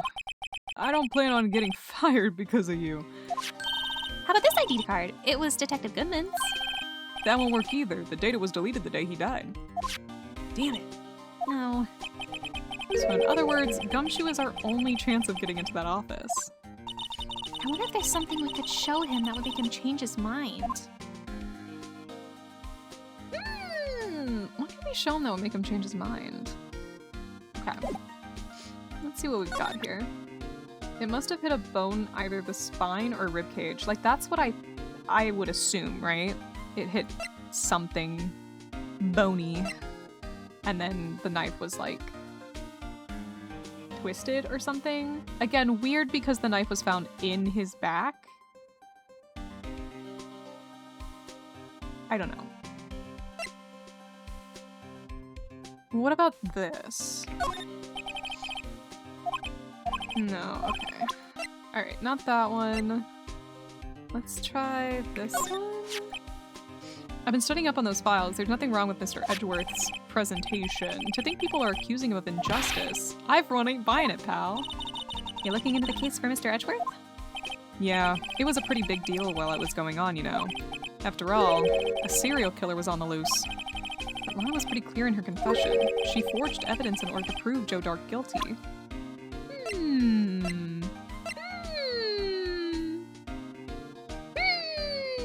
Maybe this one? About that jar, I think I've seen it somewhere before. Somewhere? Or maybe it's one of those memories people have from previous lives. What? This must be the most uninformative detective I've ever met. Something about it makes me feel uneasy. It's like I'm in the chief's office and he's yelling at me. Chief God. Where could I have seen that before? Interesting! Well, I mean, I guess it's not that interesting, but interesting. Much to think about here. No, not this one. Okay.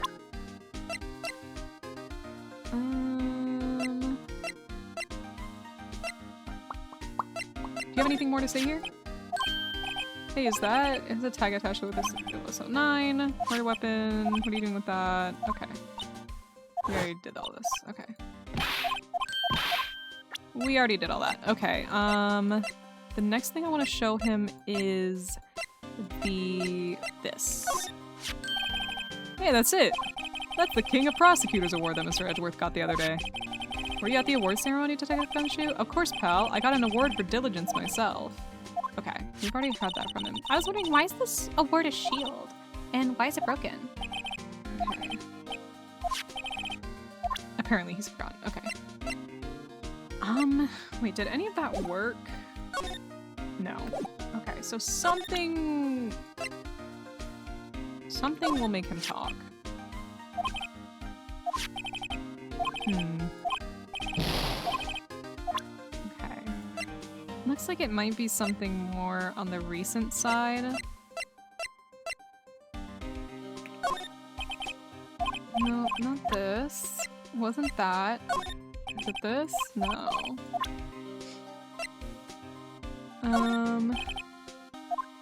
He believes Officer Marshall would do something like that. You know Officer Marshall? Of course I do. He was like a mentor to me. When I first started out, he even gave me a small cactus. Really? He said, Dick, she'll listen to all your troubles. Note to self, Detective Gumshoe talks to a cactus. Hard to believe he's just a patrolman now. Someone ought to trade places with him. What? Why are you looking at me like that?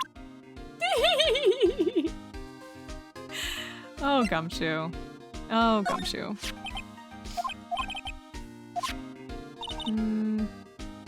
Wasn't your luck in the one with the blood on it? Shh, if they come to arrest me, you'll defend me, won't you? If that happens, I think you'll do better pleading with Edgeworth. Whoa, hey. That's kind of gay. Whoa, hey!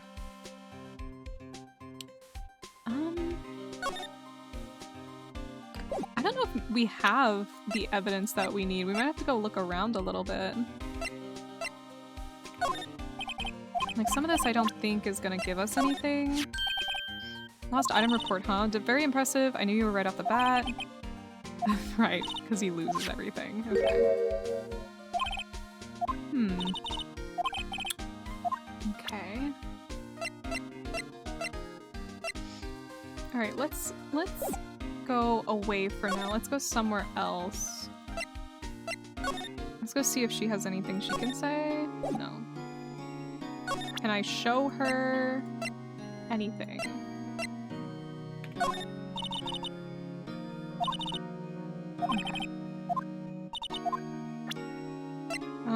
What about this? Nope. Okay. Oops. My bad. Hold on. We can figure this out. We can figure this out. This? No. Okay. Oh, I really do not want to watch that again. Okay. Nothing here I think is gonna give me anything, so it's not that. It's definitely not that. I think I might just have to like show. Oh, wait a minute. Just kidding. We have a timestamp here. That usually means something. No one's here today. Not even Miss Starr.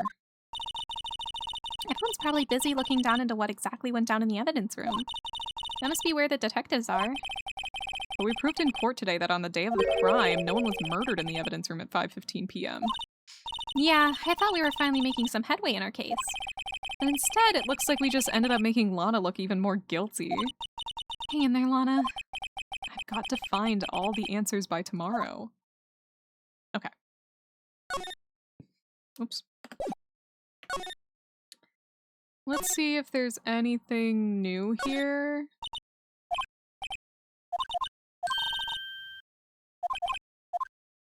I don't think there's any new dialogue here.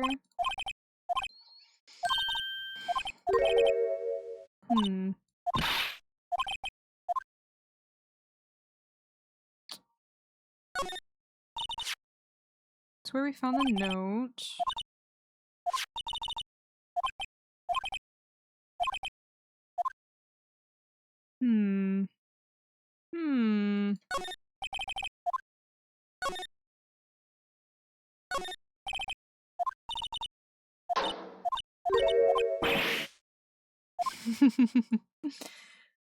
That's not that either. What is this? Wall.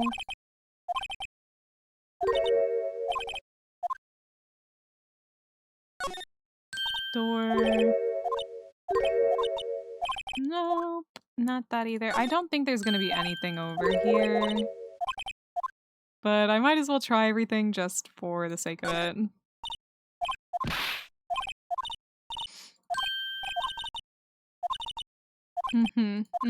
Okay. Okay. That means nothing going on here, so let's go back and then move. And then I guess we can go into the High Prosecutor's office, perhaps? Maybe Edgeworth will be here? I wonder if Edgeworth is back yet. There he is. It looks like he's writing something. What are you doing here? Hey, Pookie! Hi, buddy! Hi! He sure was quick to throw that paper on the floor. Tough day in court, huh? I've had to live the past 2 years with rumors flying around. What's another allegation to me? Oh, poor guy.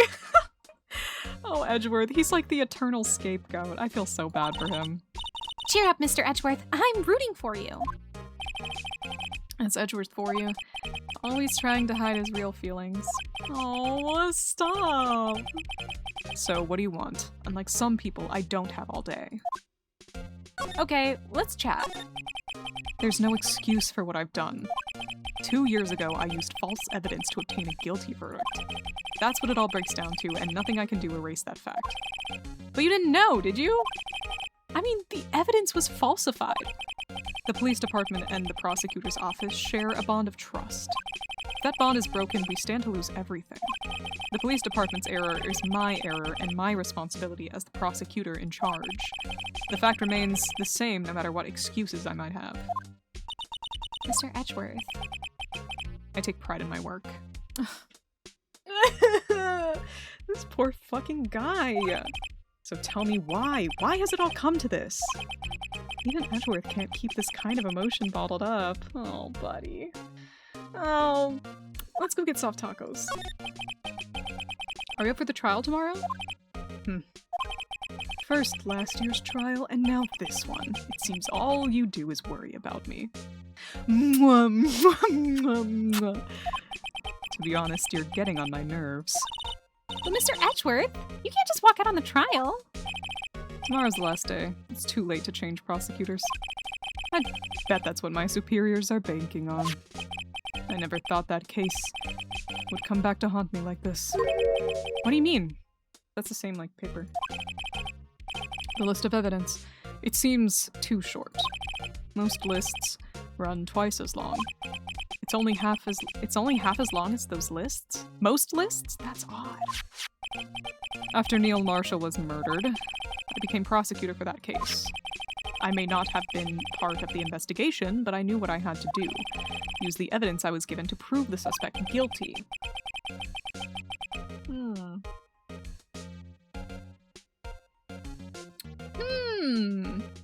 That was really the only thing on my mind at the time. Say, we just saw a picture taken around that time. That picture, something seemed strange about it. The day of the crime. Could you tell us again about what happened that day? The day Detective Goodman was murdered? You were participating in a ceremony over at the station, right? I've never cared for ceremonies, but I had to attend that one. Because you were awarded this? Those receiving awards can't exactly skip out on the ceremony. I finished up at the office in the morning, then drove over to the police department. You finished up at the office? Yes, just odds and ends, clerical stuff. I didn't plan on returning to the office that day. That is, until I was asked to take something back. This is the other thing that's really suspicious about it, to me. The fact that he was asked to take something. Completely unrelated. Take something back. This. Yep. Oh yeah, Chief Gaunt asked you to hold on to that, didn't he? Yes, it was a piece of evidence in a case that was closed half a year ago. So, like, why would you be having it right now? He asked me to bring it back to the prosecutor's office. That's the story we heard yesterday.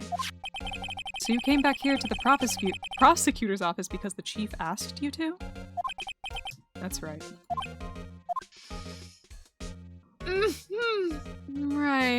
Right, okay. Right.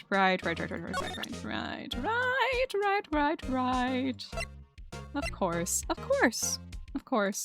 Take a look at this photo. Look at this photograph! This picture was hanging on the wall in Chief Gaunt's office. Did we, like, take a picture of it?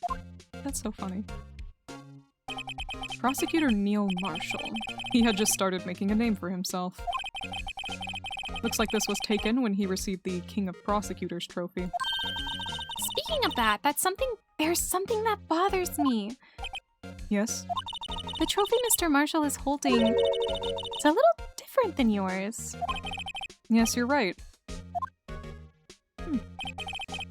I remember now. Remember what? That was what the official prosecutor's trophy looked like until 2 years ago. There's a story behind its design. A story? Sounds interesting. Would you mind telling it to us? It's simple, really. Contradiction. That's what the award's based on. Contradiction. Interesting.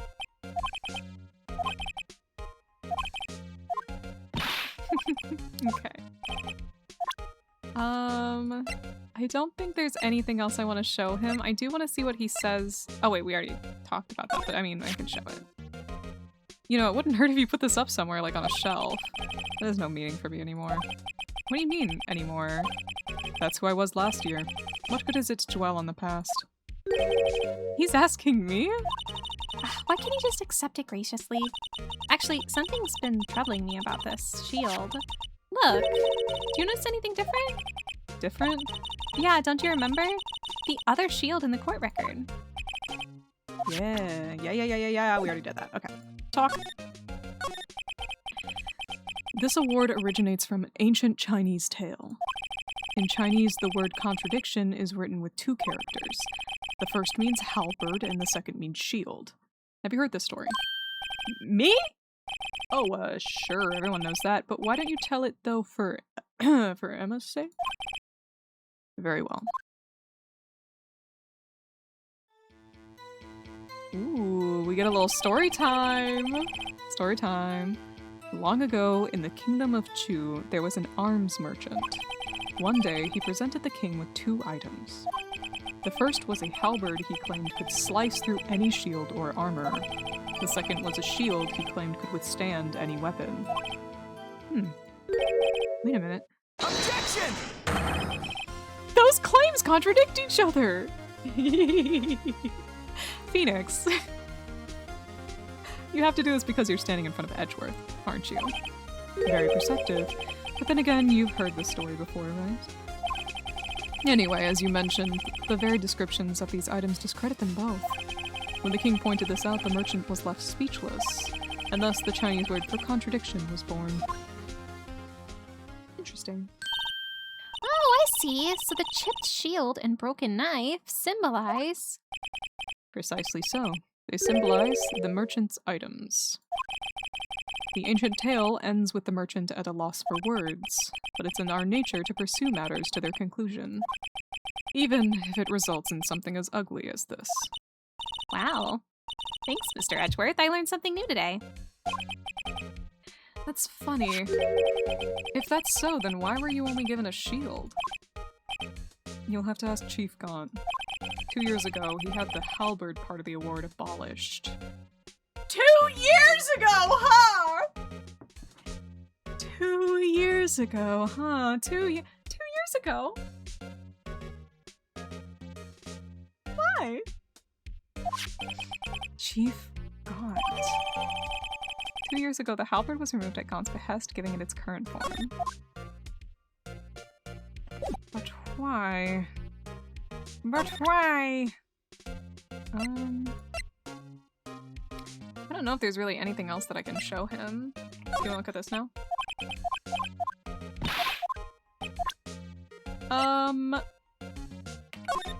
This?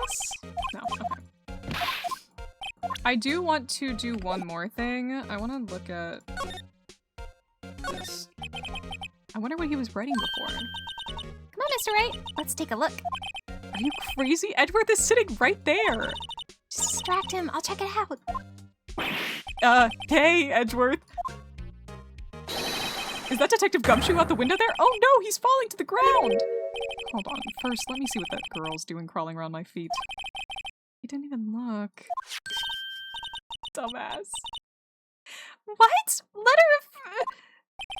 If you're having trouble reading, I'll read it for you.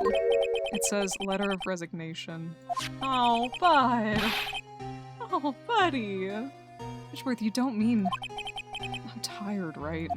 I feel as if something inside me has died. It's like, dude, this is so fucking sad. This is so sad. They've been fucking pushing this guy around, using him as a scapegoat for so long. I don't fucking blame him. I do not blame him one bit for wanting to stop, like, working here. Quite frankly, I'm like, Edgeworth, move. I think you need to move. I think you need to leave the state/country or wherever this is supposed to be taking place in this case. You gotta go become a prosecutor somewhere else because he's a guy. This sucks! This poor guy! But Mr. Edgeworth, none of it is your fault. I know the path I've walked. Even Phoenix thinks they're, like, literally. I know the path I've walked. You don't need to tell me. And the path I've walked hasn't been a just one.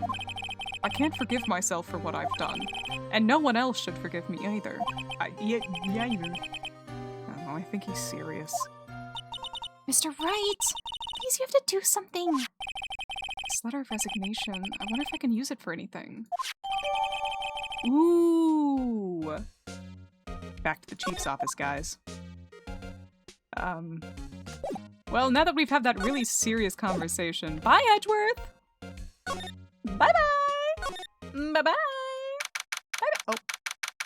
Why are we getting another timestamp? Okay. Yeah? Okay. Excuse me? Hey, Queen, what's up?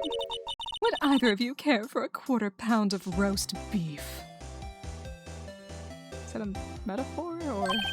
Miss Star! I guess she's out of lunches. You certainly are the curious sort, aren't you? Kind of like the first person who sucks a cow nipple to discover milk. What are we talking about? What are we talking about? What are we talking about? What are we talking about? What are we talking about? Angel, what the fuck are we talking about? Still, I never thought you'd go digging up that case from 2 years ago.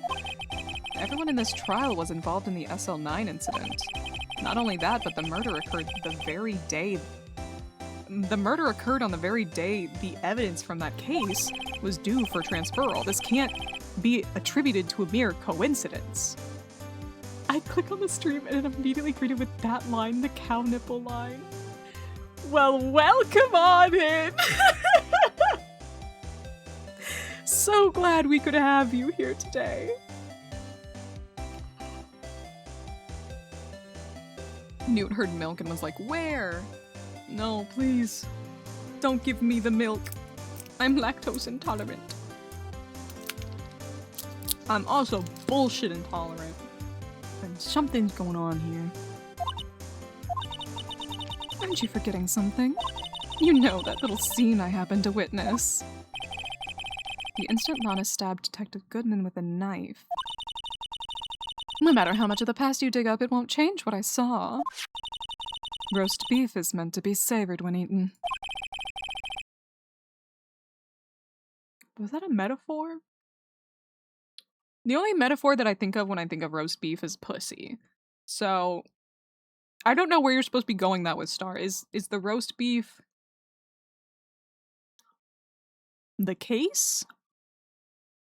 Is the roast beef Lana? I don't know. I don't know. Anyone here better at metaphors than me? I'm back again. Welcome back. It all dates back to 2 years ago. Okay, girl, let's talk. Joe Dark. That's a name I'll not soon forget. We trailed him for half a year. Oh, the pressure. Still, I don't think I was ever more alive than I was then. Those days were steamier than a bowl of hot gravy. Poor old Jake Marshall, though, must have been going through hell. You mean because of his brother's death? They were close, those two. After Neil died, something took over Jake. He became obsessed. Seeing Jake like that made her all the more desperate. Her? Lana Skye. My sister. The best of the best were put on that SL9 case. Of course they were led by that legendary duo. Once again, someone else is bringing it up. Someone else is bringing it up. That's actually a really good quote to add. The only metaphor I think when I see roast beef is pussy. Oh my god. Lana and Chief Gaunt.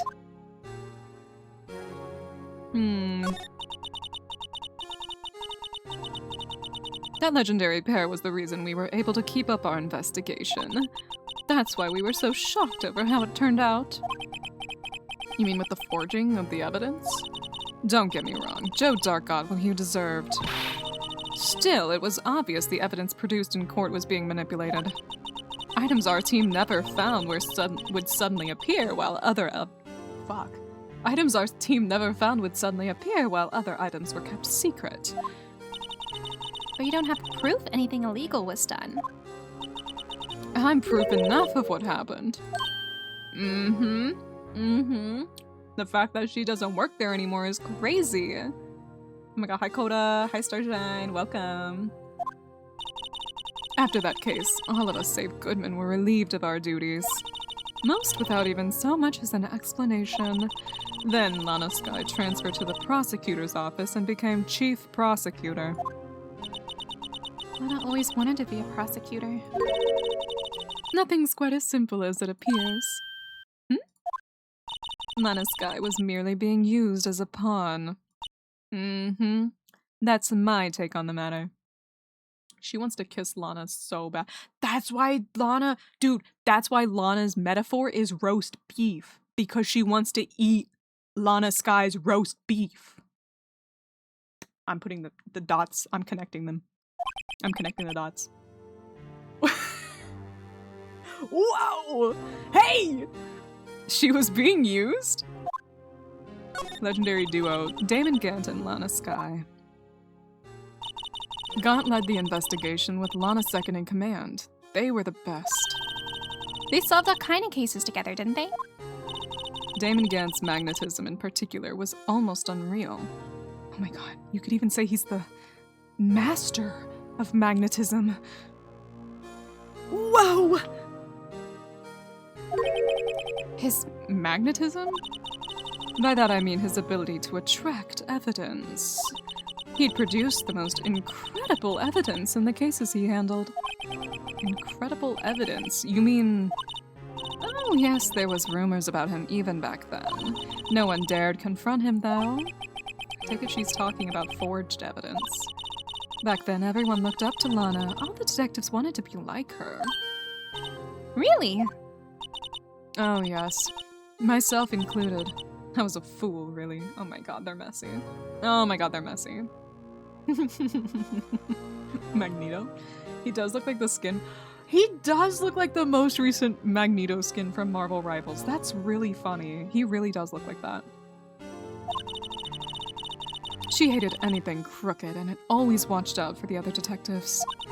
That's why she was so concerned for Jake. Mr. Marshall. When Jake's brother was murdered, she felt as if she lost her own brother. If it wasn't for her, I don't think Jake would ever have recovered from his shock. That's what makes it all the more infuriating. Miss Starr. That's why I'll never be able to forgive her. Why did she have to turn so cold after that? Oh my god, it is messy. Oh my god, she's like, I miss her. She didn't even talk to me anymore. We wouldn't even go on dates anymore. He looks like, yeah. Oh my god. Oh my god. Being used. Lana transferred to the prosecutor's office 2 years ago, didn't she? Yes, thanks to Chief Gaunt's powerful influence. Chief. That's right. Having solved the SL9 case, his position as chief was secured. There was only one thing left for him to control. And then no one could stand in his way. The prosecutor's office. What? You mean that's why Lana was transferred? If he could control the chief prosecutor, he could control the prosecutor's office. That must have been his goal all along. But how could he control Lana? I don't know, but one thing's for sure. Ever since that case ended, she's never been the same. It's only logical to conclude there must have been a reason for her change. At last, I'm finally getting close to the bottom of this ugly mess. Real as fuck, Phoenix.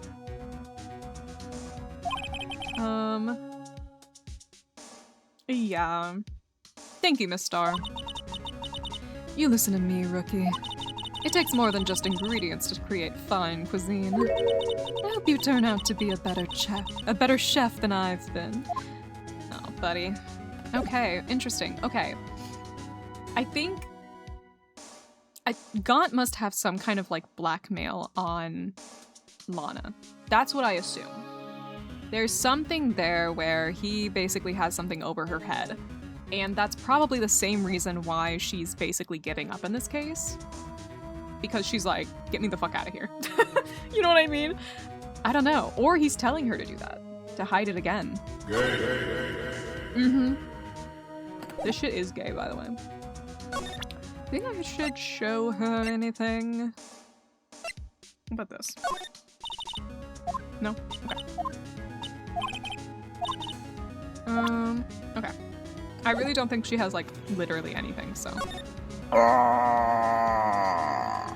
Okay, that's, you know what, that's a really good point. I'm gonna go there. He says that we should go to the police department again. And then, here. Yep, that Seal was right. The Seal was right. Seal's smart. Oh, you're back. You still here? Bleh. I gotta make 150 copies of these files. Brewing coffee, copying files. I'm turning into a regular DJ. You're a DJ as well? If I'm not mistaken, I think he means desk jockey. Oh, that DJ. I gotta admire your persistency, but my answer's still no. I'm not letting you into the chief's office, period. It'd be my neck on the line. That office is the last crime scene in the SL9 incident. I had to take a good look in there. There's gotta be something we can do to make the detective change his mind. Oh, I think I might have something. Hey, we just have like a little piece of paper that we like need to deliver to the office. Like it's just like, we just need to make like a quick little delivery. What's this crumpled up piece of paper? Oh my god, he's gonna freak. No way! Mr. Edgeworth can't be serious. Is he ever not serious? I can't believe they pushed him this far. Yeah, Mr. Edgeworth really feels responsible. When I first met him, I thought he was as cold as ice too. But I know different now. He trusted us detectives to provide him with sound evidence, but we just... Dude. Gumshoe and Edgeworth are like...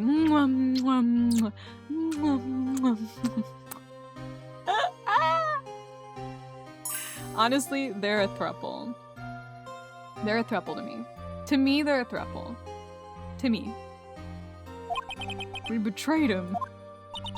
Detective? Oh. That's it. I've made up my mind. But... Here, take my ID card. You can't do that if someone found out. They wouldn't let you off the hook with another lost item report.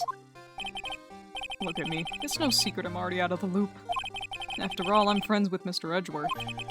Depending on how this case turns out, I may already be as good as terminated. What? So at least let me do this. For Mr. Edgeworth's sake. Alright, detective. Thank you. I hate to ask this, but why is the fart not working? I got annoyed with it, I'm not gonna lie. I'm probably gonna remove fart from the redeems. I'm gonna replace it with something else. It's time for a refresh. Literally? Stinky? Get it? Very funny. I'd be kissing on Gumshoe if I could. Absolutely. He's so cute and I like him. Okay. Thank you, Gumshoe. Love you. Mwah, mwah. Mwah, mwah, mwah. Let's see here. Back to the chief's office. Let's get our grubby little hands all over this place.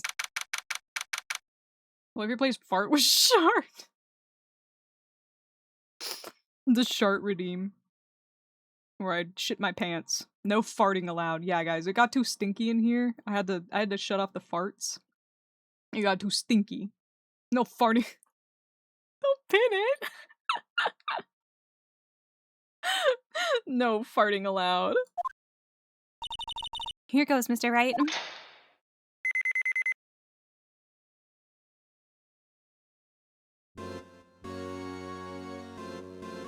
We're in. Oh my god, we're in. We're in. If anyone finds us now... Detective Gumshoe's a goner. If that happens, I'm counting on you to bail me out. Gumshoe! Ah! Ah! Oh. Sorry, I thought you were a ghost. I didn't even know you could slap a ghost. Ah! Detective Gumshoe! What are you doing sneaking up on us like that? What about talk about a fucking delayed response. Literally, dude, it's not even just a piano, it's an entire organ in here. He's got a whole fucking organ in here. He's like a fucking that's like comic book villain level shit. This is his fucking villain lair. It's hilarious. I wasn't sneaking, I was just worried something might go wrong. So I came too. If you're here, then what's the point in giving us your ID card? Gumshoe's ID crushed and rendered unusable in pocket. Hey, don't do that to my card! Oops. Shabby! Wait, an Enderman noise might actually be cute. I like Enderman. They're kind of my favorite. That's a good suggestion. An entire orgasm? In here? For free? I hardly ever get a chance to come in here, so I figured I'd have a look around myself. Besides, we're all in this together now. We're all in this together. Me, ma. You really do want to get fired, don't you? Oh! Oh my god, hi Axolotls! Welcome on in! Hi Olive! Hi Olive Raiders! What were you guys drawing today? Please let me know. Today we are playing Phoenix Wright Ace Attorney. We're in the late stage of this shit. Oh my god, have fun at Spider-Man! Oh my god, I'm seeing it on Tuesday. I hope you have fun. Have fun! Bye-bye! Bye-bye! Welcome in everyone else. If you want to stick around, please feel free to do so. Basically, I'm narrating the entire thing, so if you just need a little story time in the background, I'm here to provide. If not, if you need to go rest, if you need to go eat, if you need to go piss, poop, fart, shart, feel free to do so. All is okay. And we're gonna keep it rolling. All right, here we go. Not if we're lucky. Now come on, let's see what we can find out. Got a bad feeling about this. It's always a great sign. I guess we'll start with talking though. That desk on the other side of the room, was that your sister's? Yes, that's where I was waiting for Lana. On the day 2 years ago. She almost got killed 2 years ago, by the way, for anyone who just came here. Making Olive a moth. I'm gonna have in the background. Oh my god, cute! Absolutely. Is anyone using it now? No, sir. This is entirely Chief Gaunt's office now. He practices a strict policy of preserving the crime scene. It's a strange reason to leave it there. He leaves it as a warning to everyone else. He wants us to always be alert. He told us so himself at our New Year's party. Of course, he was pretty intoxicated at the time. I see. So ever since Lana left, no one ever touches that desk? No one except Chief Gaunt and the cleaning lady who's in here each morning. Still, 2 years have passed since that incident. There can't possibly be any clues remaining. Can I ask you something? Sure. You only came here to look around, right? Because it's one of the SL9 crime scenes. I mean, that's your only reason for coming here, isn't it? Why do you ask? You don't think... Nah, you wouldn't be... No. No, there's no... Never mind. Don't worry about it. Okay. Now then, let's look a bit more. Hey, hold on, not so fast, buddy! Huh? What is it? When someone tells you don't worry about it, it's supposed to start bothering you, pal. You don't just let it go at that. Sorry. This guy's starting to get on my nerves. Okay, so what's bothering you? You two don't think, Chief Gaunt might be a suspect, do you? What? He's right, Mr. Wright. What do we think of him? Chief Gaunt, so it's finally come to this. Yeah. Hey, girl. Anyway, sorry. Perhaps it's best I don't divulge my feelings yet. There you go, ignoring me again. Sorry, buddy. We gotta take a little look around. Take a little look-see, like this giant safe. This is a safe, isn't it? Safe. That word is ripe with intrigue. Okay, if you say so. It looks like a code needs to be entered into this panel to open it. I don't know a code. A 7-digit number? I think I might just know what it is. Okay, well, if Phoenix knows, go ahead. You know what it is? I have a hunch. Oh, I know. You want to try my birth date? It's, I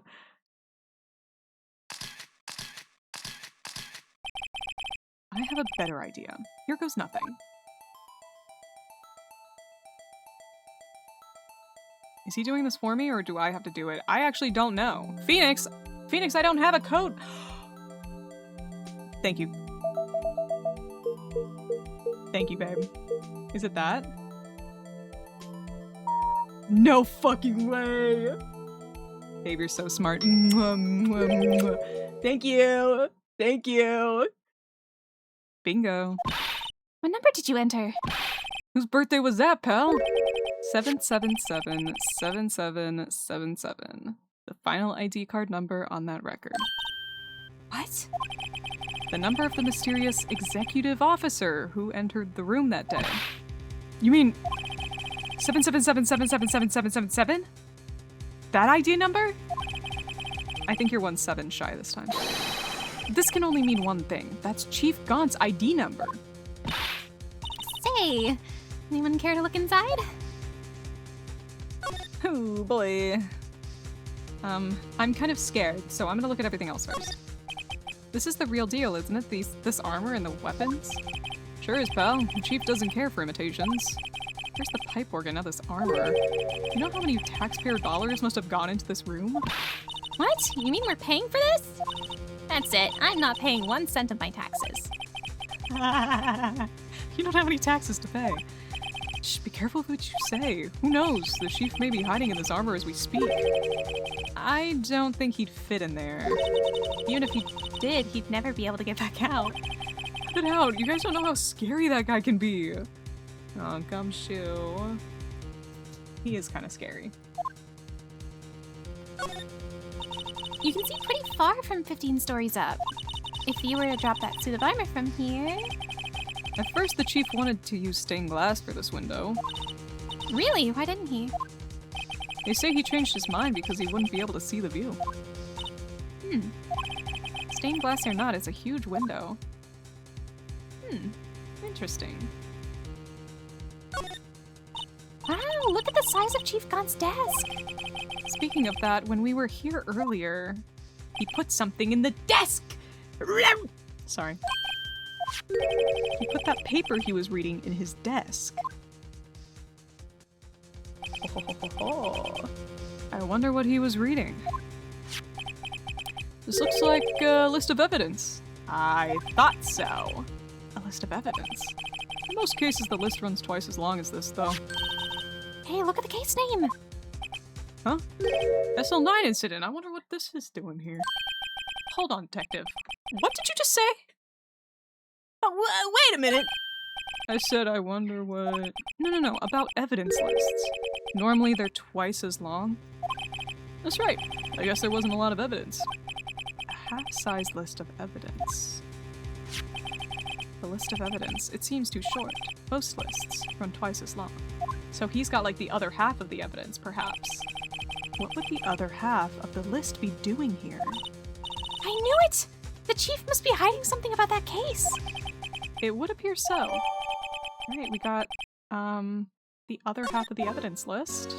Interesting. A list of evidence from the SL9 incident. Mr. Edgeworth had the other half of that list. What would this list be doing here? We better look a little more into this list. Okay. We might bring that back to Edgeworth at some point. Whew. The chief's organ sure is a sight to behold. Occasionally we hear him playing it from the Criminal Affairs Department. That's on the 2nd floor, and this is the 15th floor of an entirely different building. When a detective screws up, the chief calls them to this office and makes them listen to the organ for hours. What's so bad about that? Music soothes the soul. After that, the detective can't hear anything for days except for the ringing in their ears. So it's an instrument of punishment, literally. But aren't the chief's ears affected?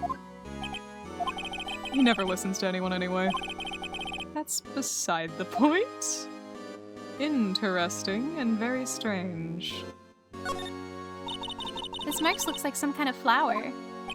Word is it's designed after the insignia on the prosecutor's badge. The prosecutor's badge? Isn't this the detective office? Yeah, like the one hanging from your collar? What? They have badges too? The design's supposed to portray the severity of the punishment system. Now that you mention it, it does look all pointy and kind of painful. But Mr. Edgeworth never wears a badge. Because he's a sharp dresser. A badge like that wouldn't go too well with his outfit. So sharp dressers don't need to wear badges? I guess everyone just kind of lets it slide. I don't see how that's supposed to signify severe punishment. Speaking of sliding, other side of the room time! The picture. This was taken on that day 2 years ago. The day Joe Dark ran out of the questioning room and tried to kill Emma. After receiving his award trophy, Mr. Marshall took a picture here, then went along with Chief Gaunt to question Dark. I bet he never knew he'd be dead in just a few hours later. Gee, you think? Yeah, no fucking shit. These shelves are mostly empty. Lana must have cleaned them out when she transferred over to the prosecutor's office. There's a small picture frame on the left shelf. Hey! This is when Lana and I went to that theme park. Oh. Oh! It's so sad that she would leave that there. Look at that giant window. Makes you want to crash through it and jump outside. This is the 15th floor. I know, I was just saying. Saying what? Ever since making detective, I've always dreamed about doing something like that. Hey, Gumshoe, are you okay? Are you okay? Note to self, Detective Gumshoe has a lot of dreams. Like, hey girl, you good? Huh? Gumshoe? So long as he doesn't go crashing through that window when he gets fired. Don't say that! Yikes. Oh, computer. This was Lana's desk. It sure is tidy. Lana's always been a meticulous cleaner. There's not even any dust on it. Looks like someone's still keeping it clean. Does Lana ever come back here? No. Chief Gaunt must still keep it clean in memory of their partnership. They were the stuff legends are made of. Does he keep it in memory of her or in memory of the crime?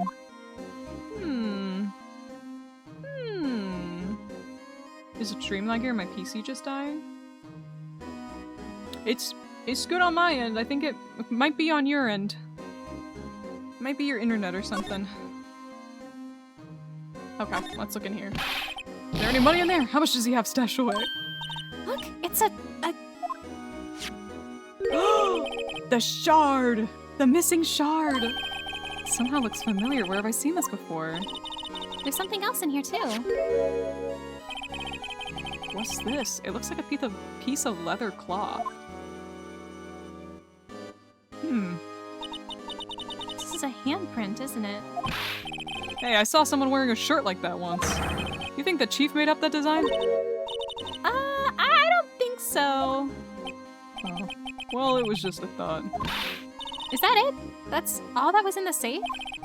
Apparently so. It's empty now. Piece of cloth with a handprint on it, and a broken shard from a cup. They look like pieces of evidence.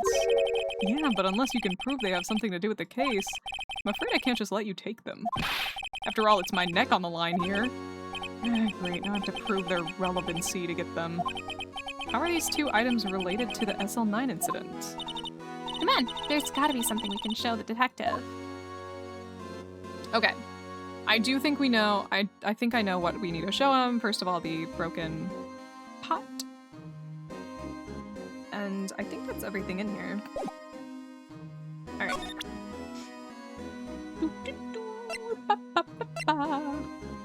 Check this out. Detective Gumshoe, could you have another look at this jar? I remember when the three of us put that back together. Ah, those were the days. It's kind of early to be nostalgic. Wasn't this jar a piece of evidence from the case? That's right, one of the charts had an SL9 incident sticker on it. Doesn't this ring any bells? You know, that fragment we just found? You mean this one that was in the safe? Yes, that one. That was in the safe. Now that you mention it, it's ringing a lot of bells. Let's see if it fits. Here, let me see that shard. I'll take a crack at this. Alright. Mr. Wright, here's some glue. I can piece this together again. It'll prove Chief Gaunt was knowingly hiding evidence. Here goes.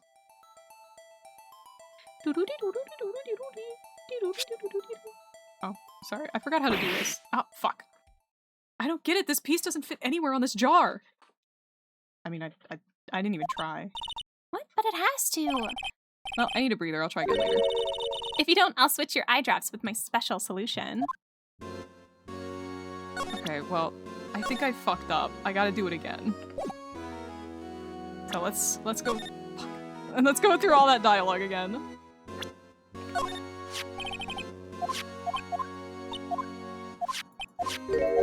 Like I said before, the controls in this game are, not super great. Okay. How do I rotate? Okay, rotate. No, no, no, okay. And then... Okay, so I rotate like that, and then combine. There we go. Ta-da! There! It fits like a charm. That, of course, means Chief Gaunt willingly and knowingly hid a piece of this jar in his safe. In other words, he concealed a piece of evidence from the SL9 incident. But... Hey guys, get a load of this! What is it? This piece you just attached? It's different from the others.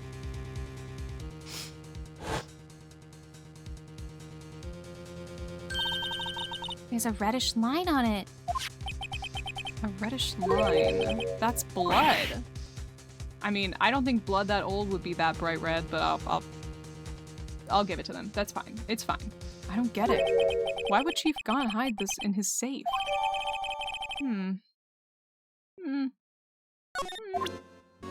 Weird.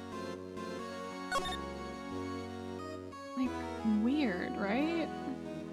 There's also another missing handle back here. What a weird jar.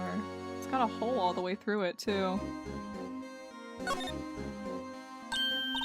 This thing doesn't have a bottom. That's weird. I wonder which side is up. Better yet, what's the purpose of a bottomless jar? At least it doesn't collect dust inside, right? Okay. Hey, look here. It's hard to make out, but there's a dark red stain here. Looks like blood. This piece the chief has is different, though. The blood stains on the other pieces are just spots. This one's a line. That is odd. Weird. Weird. Very weird. Okay. And then... I think we still have to find... Can I dust fingerprints? You want to take some fingerprints? That's a great idea. Yeah. Let's go. What are you doing? Why are you sticking out your hand like that? Go ahead. Take my fingerprints. It's not your fingerprints we want to take. Come on, this isn't the time for jokes. We're talking about the cloth we found in the safe. Oh! I knew that. The one with the handprint on it, right? Yes. Yeah, Gumshoe. Yes. Yeah, that one. Okay, Mr. Wright, let's check for prints. Sprinkle the powder on the cloth, then once- Yeah, girl, I know. Okay. Bow, bow, bow, bow, bow, bow, bow, bow, bow, bow, bow. Blah, blah, blah, blah, blah, blah, blah. blah blah blah blah blah blah blah blah blah blah blah blah blah blah blah blah blah blah. And then I go, nice. I give it my best shot. That result won't be good for matching prints, will it? Yeah, let's try a different finger. I feel like this one's the most clear one. Let's do this one. But hey, the more prints, the better, right? Okay. We'll do all that and then go. Nice. First try. Okay. It's not Gaunt's fingerprint, so that's interesting. Whose fingerprint is it?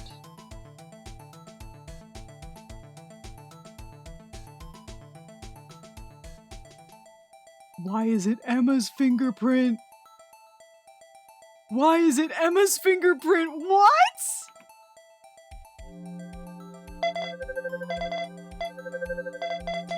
What? What? What? What? What? No, how can this be? What? What are Emma's fingerprints doing here? Hey, you found a match? Whose fingerprints were they? Huh? Oh, it seems the prints are too old. They aren't clear enough to get a match. Oh, that's too bad. I thought they'd be Dark's prints. Psst. Hey, you, over here. What's going on here? What are the kids' prints doing inside the chief's safe? Like, literally, what the fuck? Ew! I must leave. Goodbye. Goodbye! My god. Don't ask me. Let's just keep this information from Emma for now. Here. Maybe you should hold on to this. Oh my god. Emma, evidence for something, but what? Like, ew! She wasn't protecting Gaunt, she was protecting Emma. Yeah, that's what I've been saying! Like, Gaunt has been using her because, he's blackmailing her, essentially. That's what I think. I think he's been blackmailing Sky, like Lana, because he has something relating to Emma. Like, something is there, but we don't know what yet. And that's why she's, like, Lana is accepting it so quickly, is because she's like, fuck, I can't do anything, you know what I mean? Well, was I any help? Of course! Thanks to your ID card, we were able to get some hard evidence. Oh, now that's not very kind, is it? In other words, if it wasn't for his ID card, then it would have been useless. Then he would have been useless. Isn't that right, you in the coat? Guys, I'm gonna go jump out the window! Yee! Chief Gaunt! We didn't think you'd be back so soon. Fortunately, I'm a man who believes in signs. As I was walking to my meeting, I happened to look out a window and saw a stray dog run right into a pole. Just then I thought of a certain detective.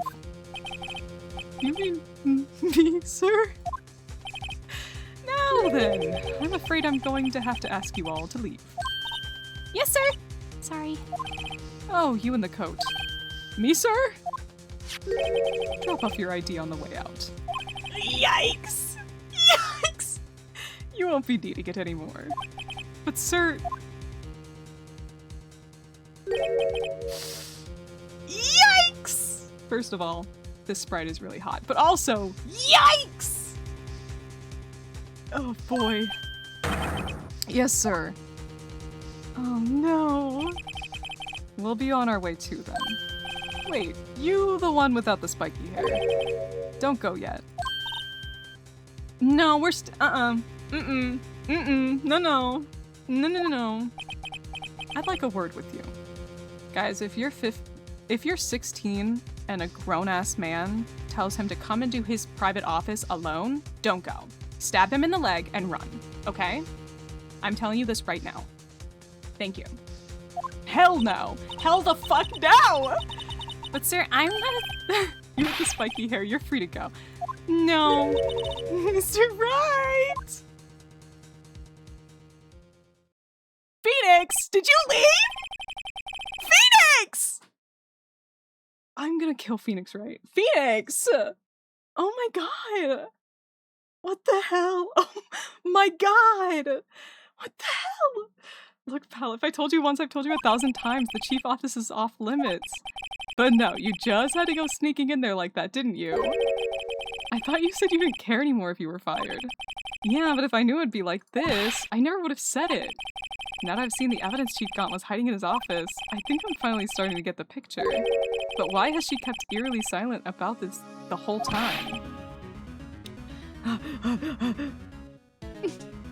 Emma. I'm gonna try to smooth things over with the chief again. Later, pal. Okay, good. Okay. At least he's going back. After that, I heard from Emma. She said the police wanted to ask her some questions, so she'll be busy for the rest of the day.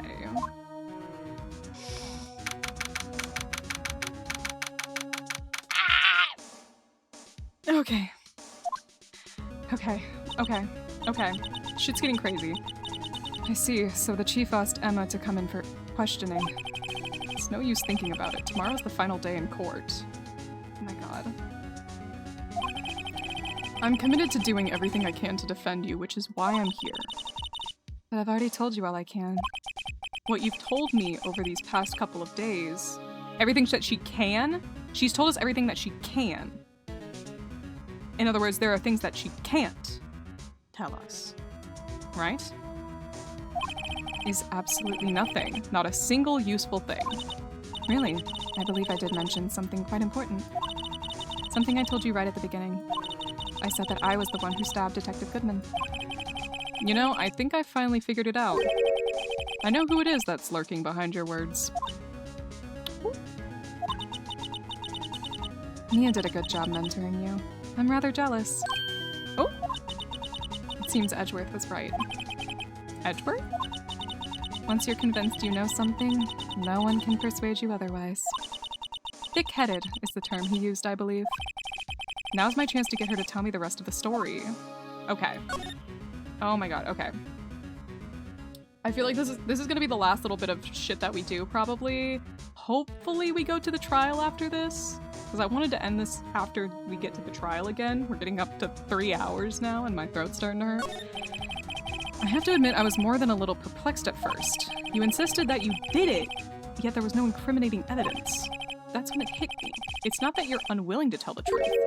It's that you're incapable of doing so because of a certain individual.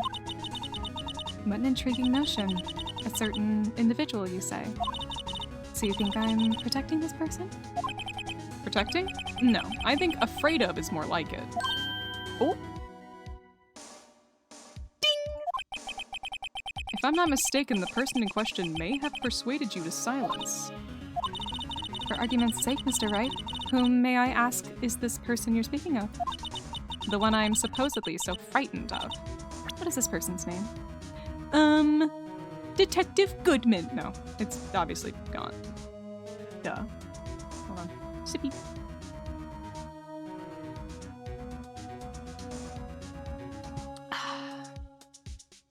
It's Officer Meekins. So he's 65, 22, 33, 36, 30, 29, 16, 31. So she's 29, he's 65, by the way. She's less than half his age. Freak. Alright, let's Take that! take that! Old! Well, Miss Sky? Mr. Wright, you are addressing the chief prosecutor. Do not forget your place. I take it she's still not ready to spill the beans. My apologies. Could you please tell me a bit more about what you think you know? We were partners until 2 years ago. I respected him as a detective. Assuming he's respectable, then tell me something. Why would he try to hide his crimes? His crimes? Both you and Edgeworth will be brought before a board of inquiry for what you did. Specifically, hiding and forging evidence. Of course, these are serious offenses. Why is it, though, that Chief Gaunt's name was never mentioned? Chief Gaunt. Edgeworth didn't know the truth behind the forgery. The only party who could have possibly tampered with the evidence was me. I had access because I was second in command at that investigation. Yes, you, but also one other. Damon Gant. If you intend to accuse Chief Gaunt, you'll need more than just words. Show me proof that Chief Gaunt falsified evidence in that case. I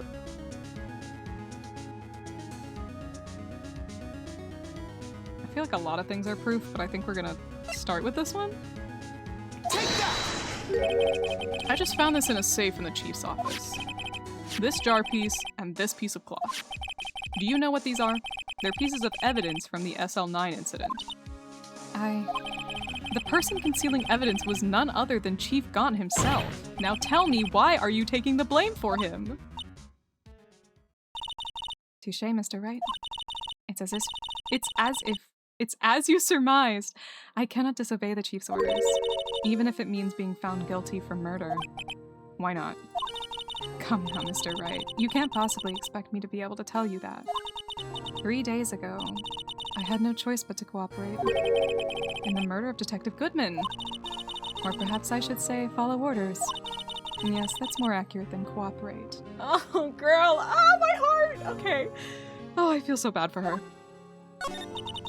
Although I can't tell you the details, I can say that I was given an order that day. I need you to dispose of Bruce Goodman's body. Dispose of his body. Not kill him. Dispose of his body. You'll find it inside the trunk of Mile Edgeworth's car.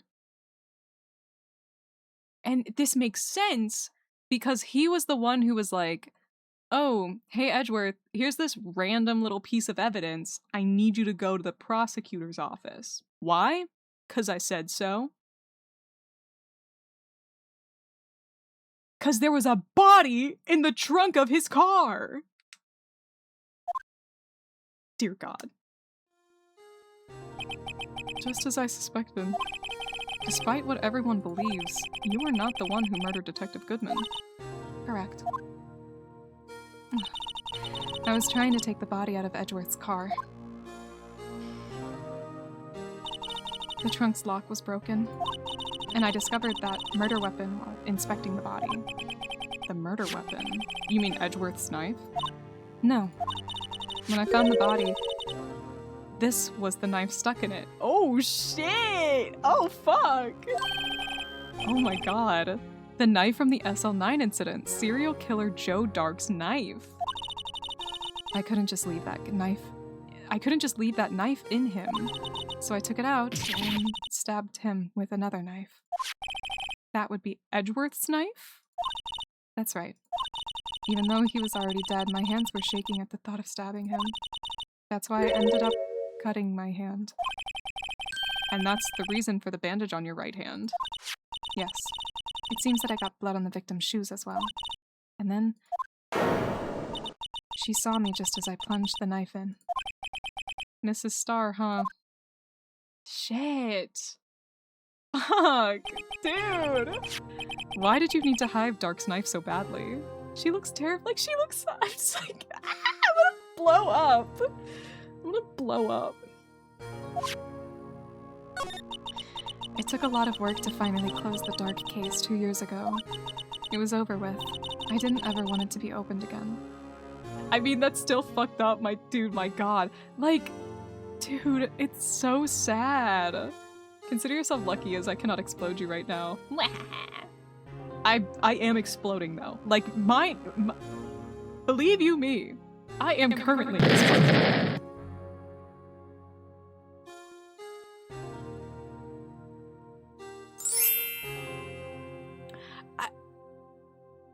I have currently exploded. This is crazy. This shit's crazy. I am so worried for Emma right now. I'm not gonna lie, I am so fucking worried for Emma right now! Ah! They're not gonna do anything to her, but I'm worried about her. That's baby. That's our baby child. She almost died once. Dude. My intent was to prevent that by whatever means possible.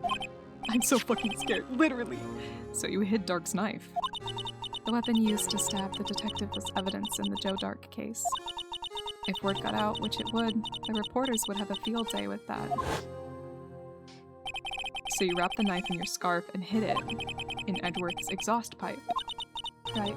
Then I called my sister to tell her what happened and to ask her to not hide the knife that was inside my muffler. You asked Emma? I didn't want anyone on the force to know about this. That would explain why Emma's so confident about Lana's innocence. Oh my god, she's known the whole fucking time. She's known the whole fucking time and she couldn't do anything about it. Ah! Ah! Oh my god. Speaking of phone calls, I had a bad feeling about one of them that day. A bad feeling? The truth is, after I received those orders from Chief Gaunt, the first thing I did was make a phone call. A phone call to Patrolman Jake Marshall. To Marshall? Why on earth would you call him? The lead investigator for the SL9 incident had been murdered. I wanted that fact to be kept hidden, and I needed help. He was the only other person I could trust. I told you they were all working together! I told you they were all working together. Except for maybe, I guess Angel Star was just kind of in the middle of it, but still, they're all working together. He was the only other person I could trust. Or at least, I thought I could trust him at the time. However, it seems that after I spoke to him, he went off on an escapade of his own. Oh, you mean... Not wanting the case to die, he decided to take things into his own hands. He disguised himself as Detective Goodman and tried to steal the evidence. He had already stolen the ID card, but it seems he still had made up his mind to break into the evidence room. Interesting. After my phone call, any remaining doubts he must have disappeared. So your phone call caused the incident in the evidence room. Interesting. Interesting. I'm afraid that's all I can tell you. But Lana, you've earned my respect, Mr. Wright, both as a defense attorney and an investigator. Now please, don't pursue this any further in court tomorrow. Tomorrow's trial. There's only one way to drive off Lana's demons. I've got to get to the bottom of everything. Everything. Detective Goodman's real murderer.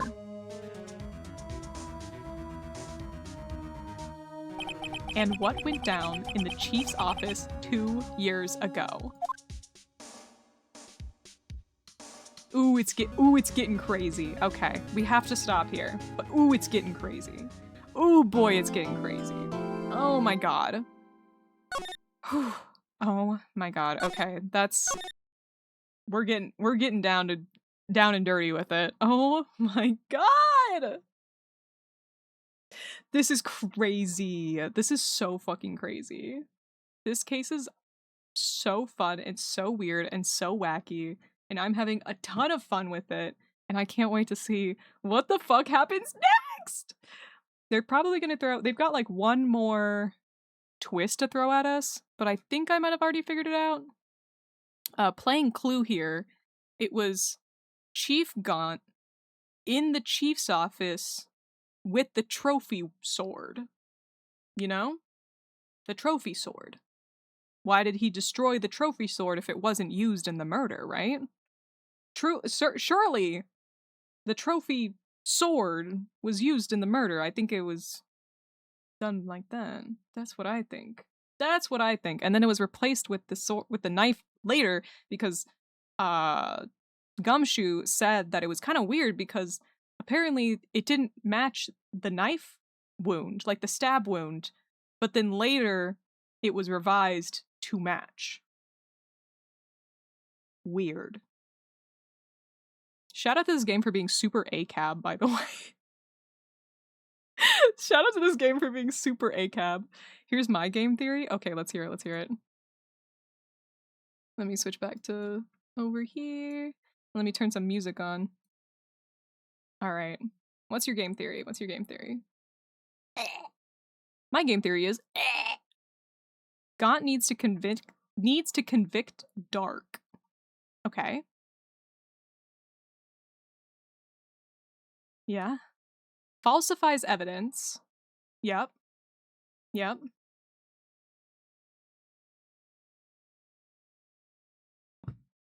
Marshall brother finds out. Ooh, yeah. I think he confronts him in his office. Mm-hmm. Mm-hmm. Okay. Okay. Mm-hmm. I think the reason why Gaunt needed this case is because this is the case that got him police chief, essentially. This is the case that got him to the position that he's in right now. And since there was also Lana there was the possibility of Lana getting that position instead. And I think he wanted that position at any cost. Gaunt is the only person who could beat Marshall in a fight. Mm-hmm. Mm-hmm. Mm-hmm. I think that Marshall was probably fine in the fight against Dark, right? But Emma passed out after that, supposedly. But why is her handprint there, on a piece of leather? Interesting. And then he comes in, kills Marshall for some reason, knocks out the other guy. I don't know. And then leaves.